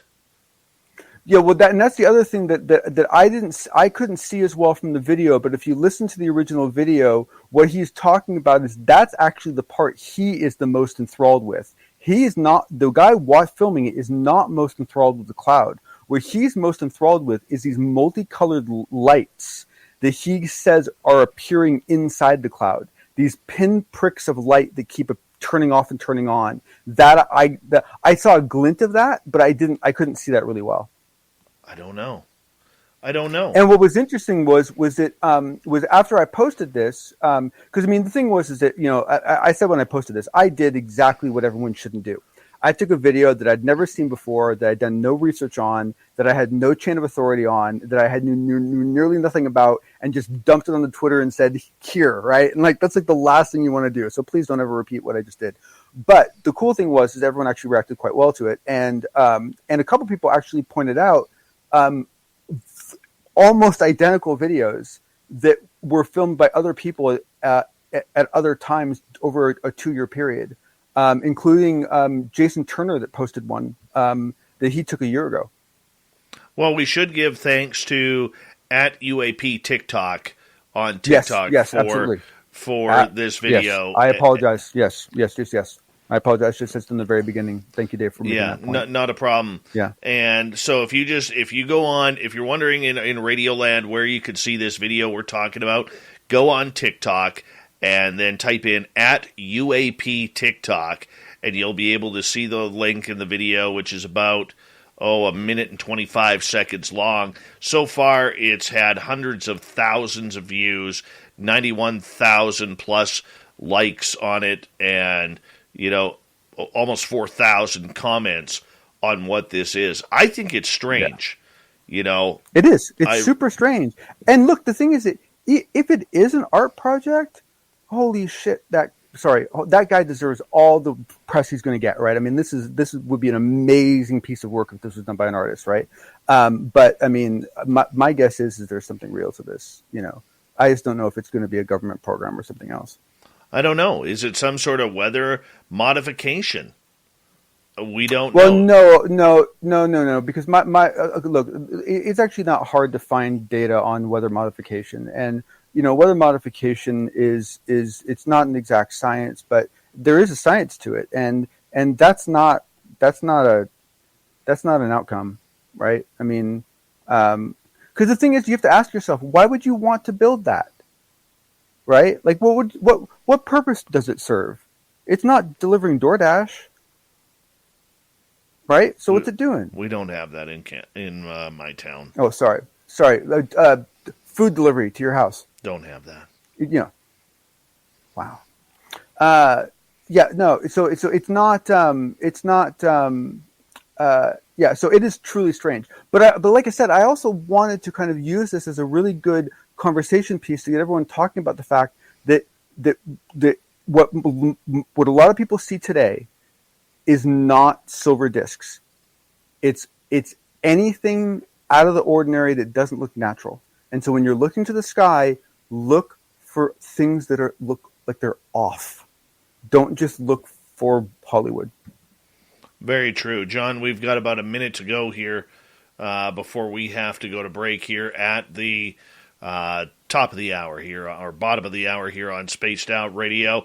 And I got to tell you, it wouldn't surprise me if this came out as some sort of video-type hoax or trick. It really wouldn't surprise me. But, I mean, either CGI is getting that good where you can't tell. Maybe it's a natural phenomena, but maybe it's not. We got 40 seconds. Well, I mean, the thing is that when you get down to it, it's a hell of a fun thing to look at, right? And let's face it, one of the biggest problems we have in this industry is we really suck at failing things out, right? And there are still videos I have from 2-3 years ago that I have an inkling have some realness to them, but I can't get anyone to make a determination on them. All right. When we come back with the fedora-wearing John Hudson, university degrees on UFOs? Is this possible? Are universities going to start teaching UFO classes? This would be the fraternities. This is going to be great. We're going to continue on. I want my bachelor's, my master's, and my doctorate in woo. We're going to find out how you do that when we return on the Unbiased UFO Report with the fedora-wearing John Hudson right after this.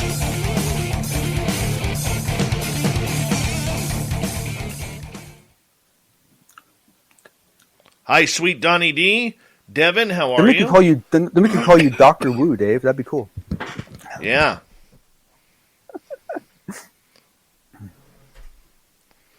Well, Apollo believes it's CGI.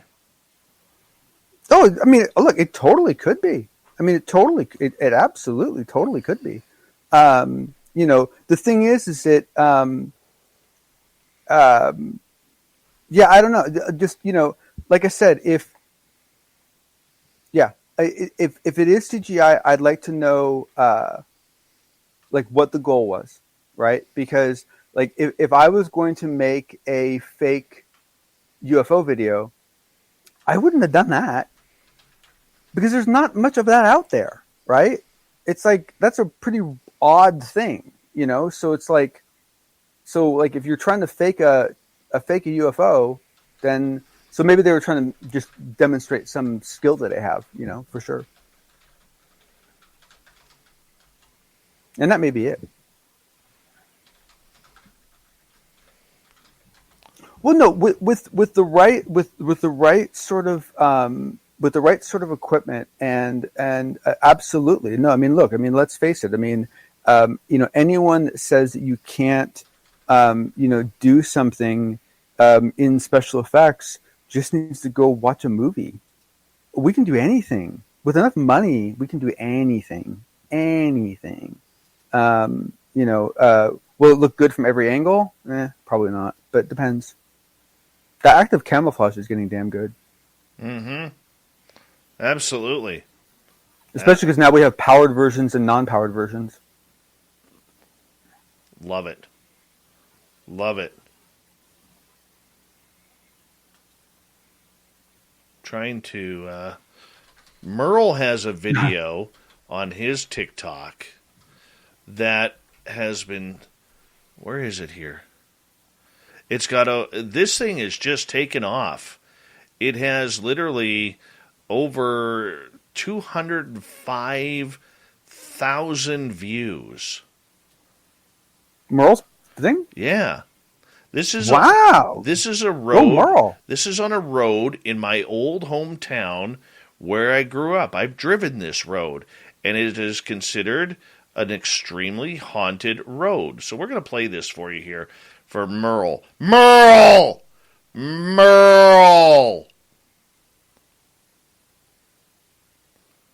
So this road is haunted. Apparently has a lady in a white dress that walks. Now this is on top of a mountain on, I believe, Sumas Mountain. And how do you haunt a road? Oh, we got to do it. If I ever haunt any place, I'm going to haunt someplace cool. I mean, and there's a ghost dog that runs on this road too. Now, see, that makes sense. Yeah. All dogs love to run on roads. Yeah. It's a nice road too. Yeah, I know exactly where this is. It's kind of trippy when you know. Oh, geez, John, I give everybody a bad view there. No, but there's no center line. No. Well, you got the crack. What do you need? What do you need a center line for when you got the crack? I see. Mm-hmm. Huh. Yeah, bodies there. Okay. Now that road used to lead up. See where it says teenagers like to come here and party? Yeah. Yeah, Dave did that. Dave did that. Never heard the screaming, but apparently up on this mountain here, there used to actually be this mansion that people claimed was a satanic cult's ritual site. Ooh, that's awesome. Did you go? No, it scared me too much. Aww. Scared me too much. Bummer. Yeah. So, that's Merle, everyone. Merle! 205,000 views. Why did that video get so many views? No idea. Just took off.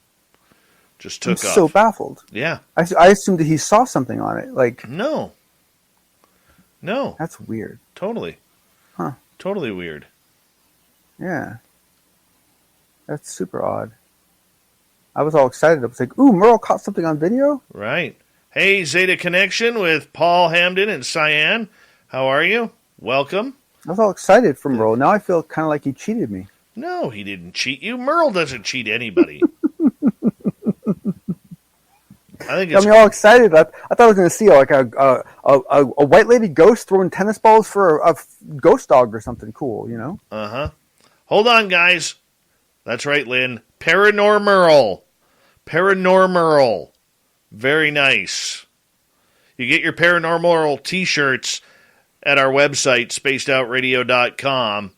So make sure you go check out our swag there. Here we go.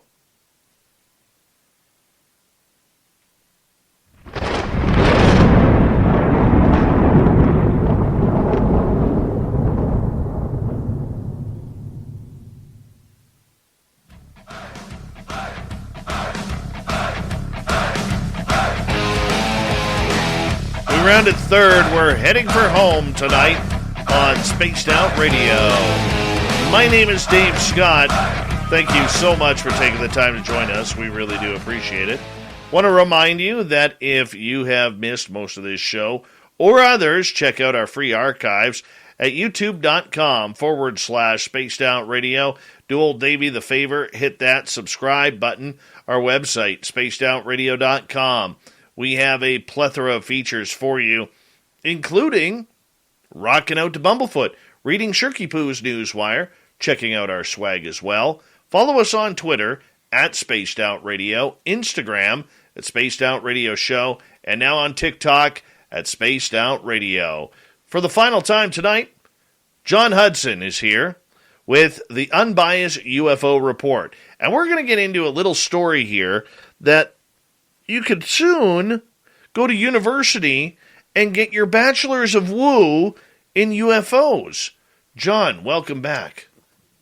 Thank you. Yeah. So I hesitated to include this because, like, what can you say about it? But to me, it was just, one, it's funny, but two, it is actually a foreshadowing of sorts. It's rarely Harvard that does something first, right? Peacock streaming the world's biggest sporting events, exclusive originals, and the latest movies. This February, we've got Super Bowl 56 and the 2022 Winter Olympics. Peacock Originals Bel Air from executive producer Will Smith and Westbrook Studios. Damn! Plus tons of new movies every week, including Marry Me, starring Jennifer Lopez and Owen Wilson, in theaters and streaming only on Peacock Valentine's Day. With all this and so much more to love, sign up now at peacocktv.com. Has to do it first, and so what we were seeing here is this university, and I believe unfortunately the site that it takes you to is in I believe that's German. Yes, so and this is in Germany, but you are actually, for the first time in history, for the topic of unidentified aerial phenomenon. This is not a UFO degree, Dave. This is a UAP degree. Is it previously referred to as UFO? Has been officially recognized as a legitimate object of academic research at a high-profile Western university called the Interdisciplinary Research Center for Extraterrestrial Science, IFEX. It's going to be an institute of the Facility of Mathematics and Computer Science at the JMU.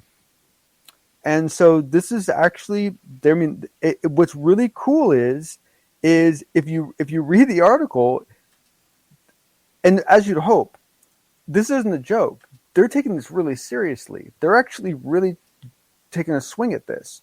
And if you've ever developed curriculum before, this is a daunting task. It really is, from many, many, many angles, from the wealth of content to the depth of content to the quality of content to the variation in content to the ordering. My God, I just can't even imagine developing curriculum for this.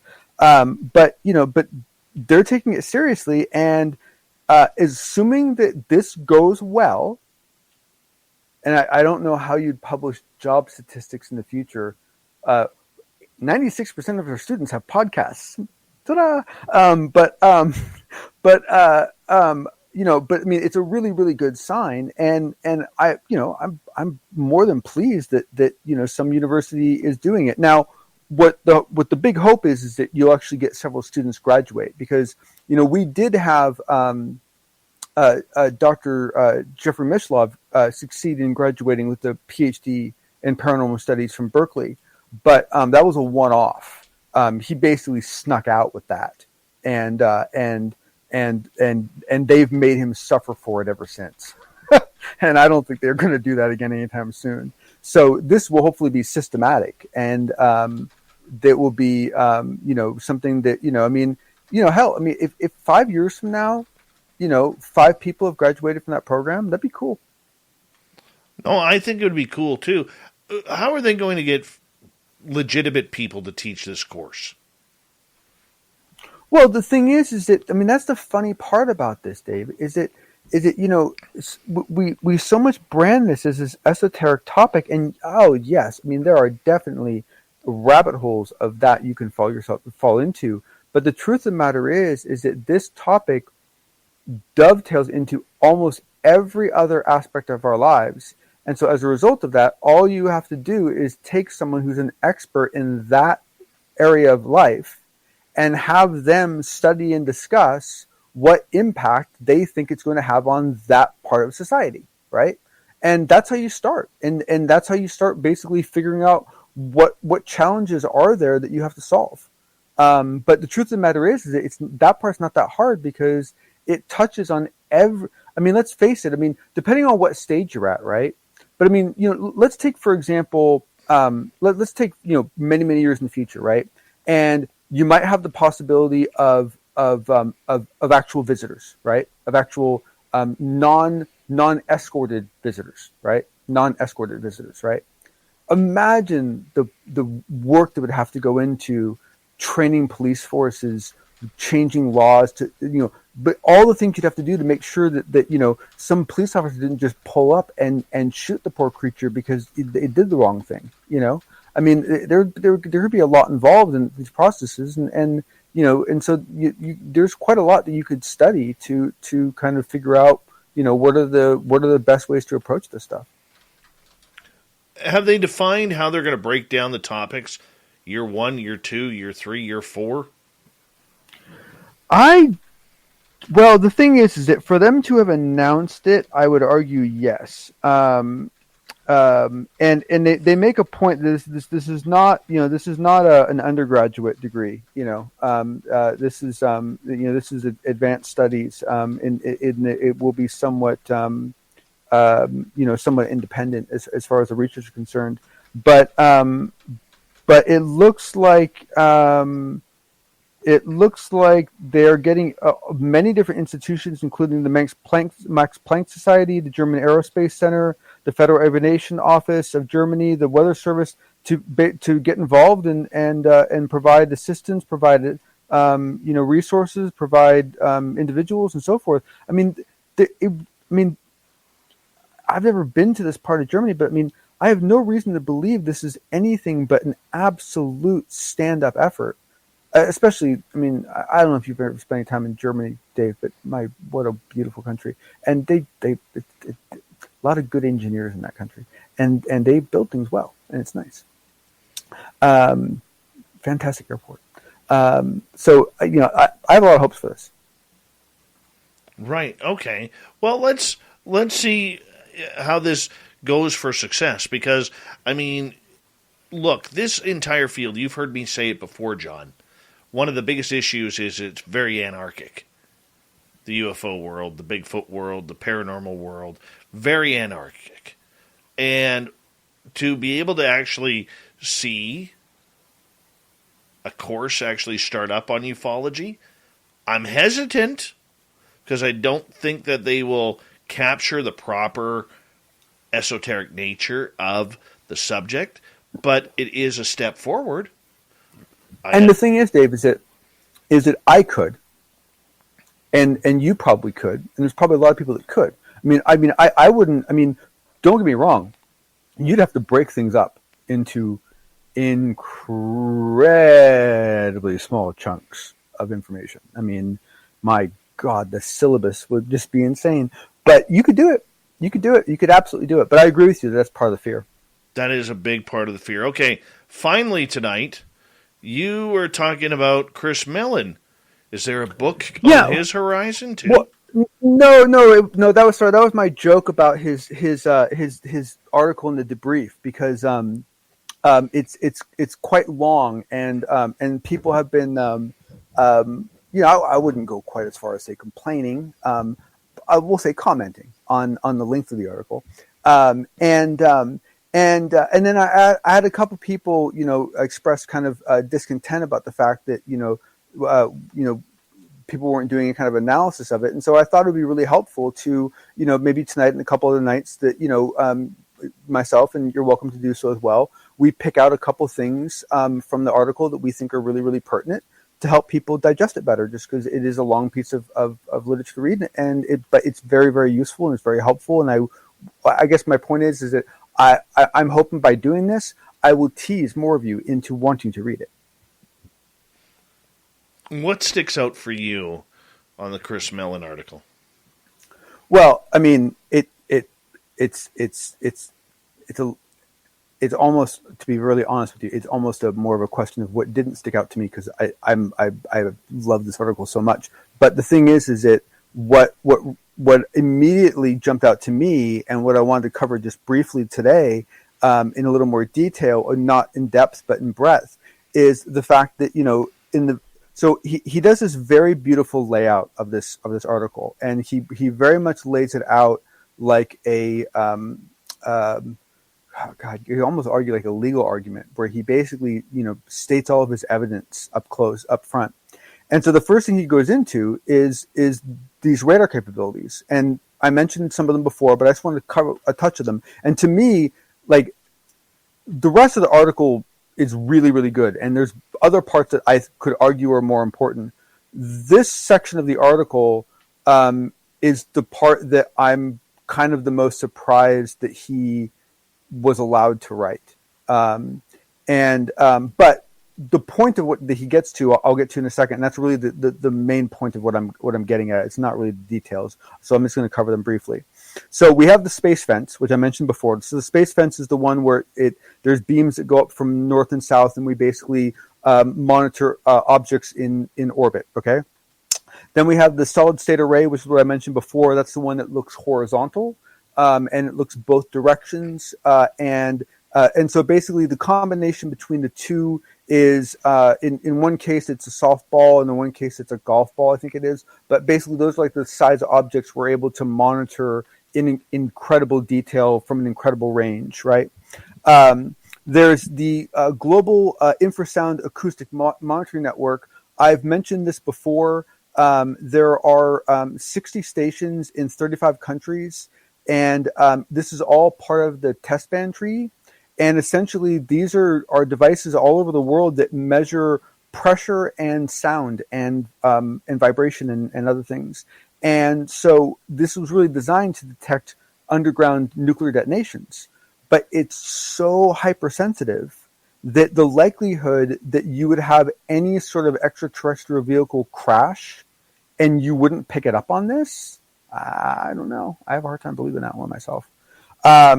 There is the U.S. Space Surveillance Network, which is distinctly different from the previous mentioned system. This includes C-base X-band radar and so forth. There's the space-based infrared system. There's the active electronically controlled scanned array radar system. That's the stuff that is tied into the Navy's Aegis system. The FAA has their own system, and then he mentions several other systems that are kind of auxiliary. And so what he's really getting at is the gist of his article, which is that we shouldn't just be like, it would be weird if the Air Force was just taking a low activity role in this whole thing. The fact that they're absent isn't just weird. It is absolutely shocking and deserves a direct answer completely independently on its own. Because if you look at these systems, most of which, if not all of which, are under the control of the Air Force and now the Space Force, this is an organization that, just the infrared satellite network. From that network, we should have data every single time anyone entered our atmosphere. And we should be able to correlate that someday we should be able to correlate that. If this is what's going on, we should be able to correlate that with abductions. We should be able to actually say, okay, look, this person had this incident in this house, in this region, and in that hemisphere, we saw an object enter in a time frame of, an hour or 6 hours or whatever before that. We should be able to start correlating that kind of information. And we're nowhere near it. And that's irritating. Mr. John, another fantastic edition of the Unbiased UFO Report. Keep up the great work. We'll talk to you in a couple of nights' time. And I thank you for your amazing efforts in bringing the news to our audience, my friend. John is kind of boring. It's not a nice thing to say. Well, Matthew Kennedy. Why would you say that? Well, some people just, it's because you're very dark. You don't have enough light on. That's why. Oh, well. That's that makes me boring. Oh. Well, it's your chin hair. You don't look like Barry Gibb anymore. But let's get to Shirky Poo's news, shall we?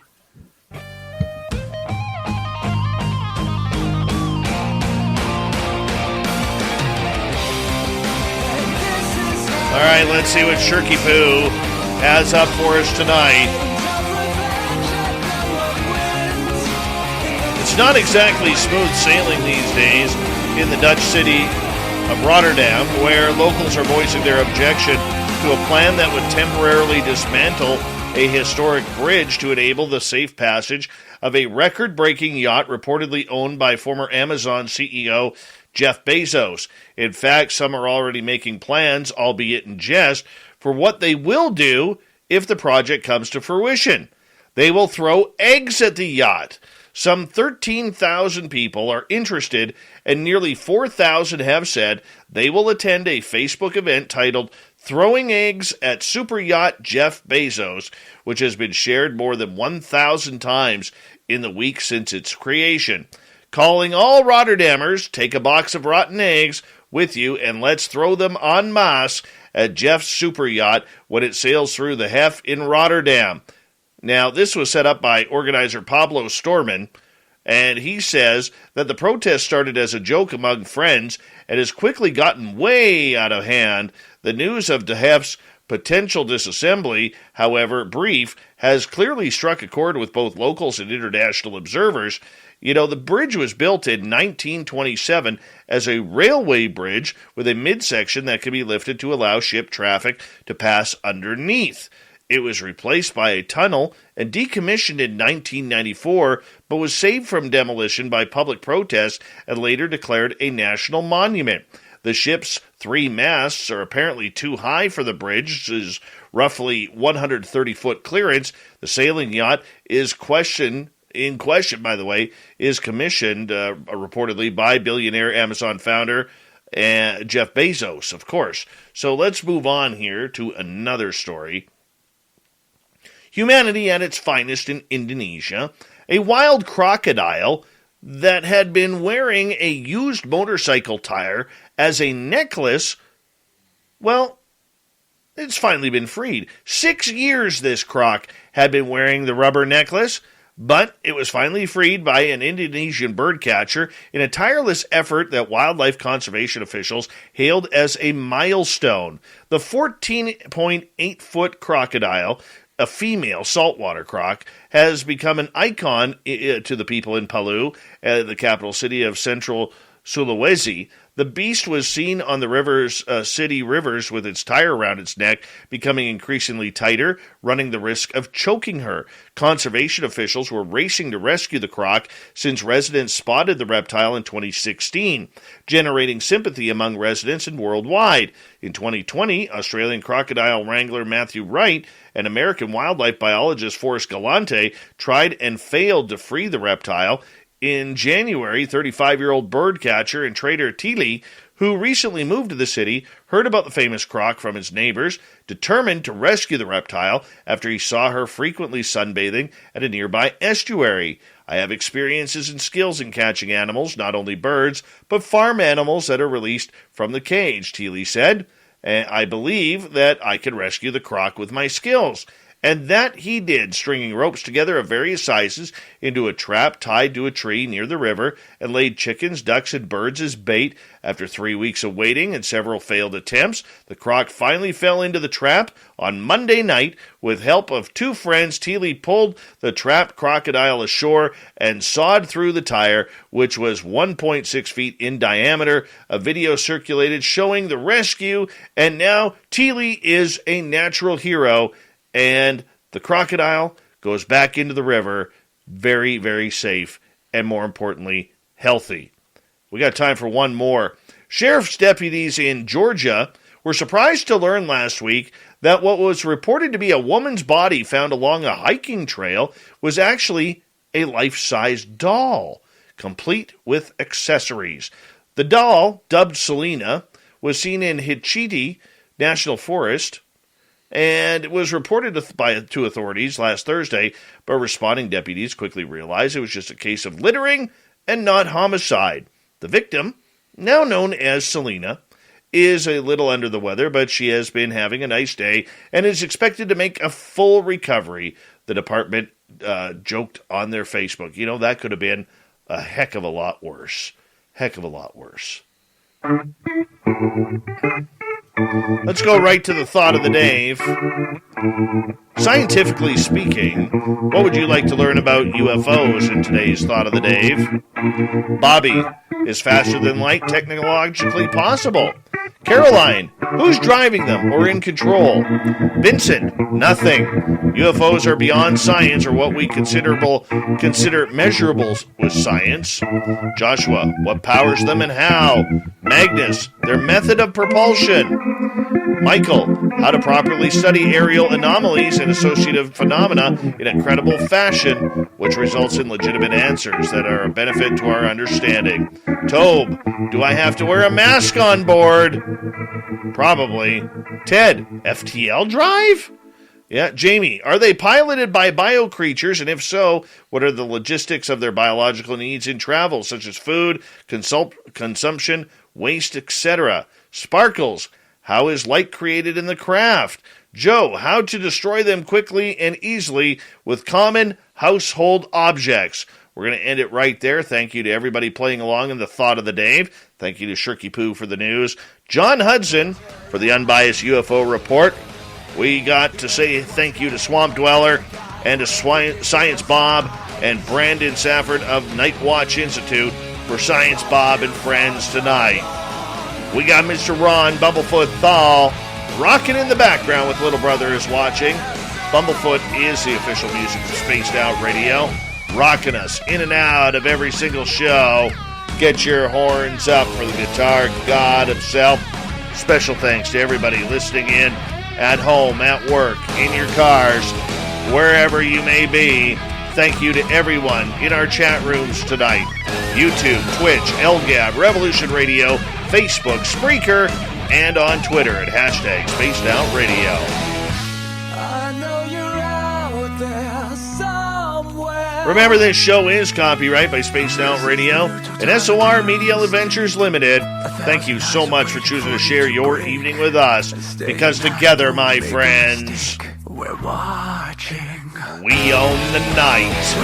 Mr. Bumblefoot, we need a favor. We need you to take us home.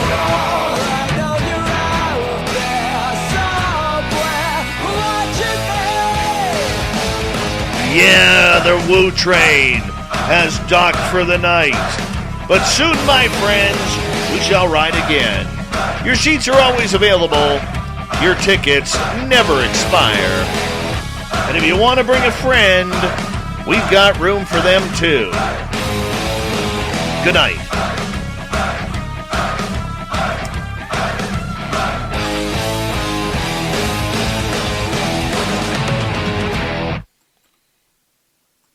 Seven iconic housewives from 4 different cities. Look at this water. We're gonna give them something to talk about. Vacation at Turks and Caicos. It's a party now. The Real Housewives Ultimate Girls Trip. All episodes streaming now, only on Peacock.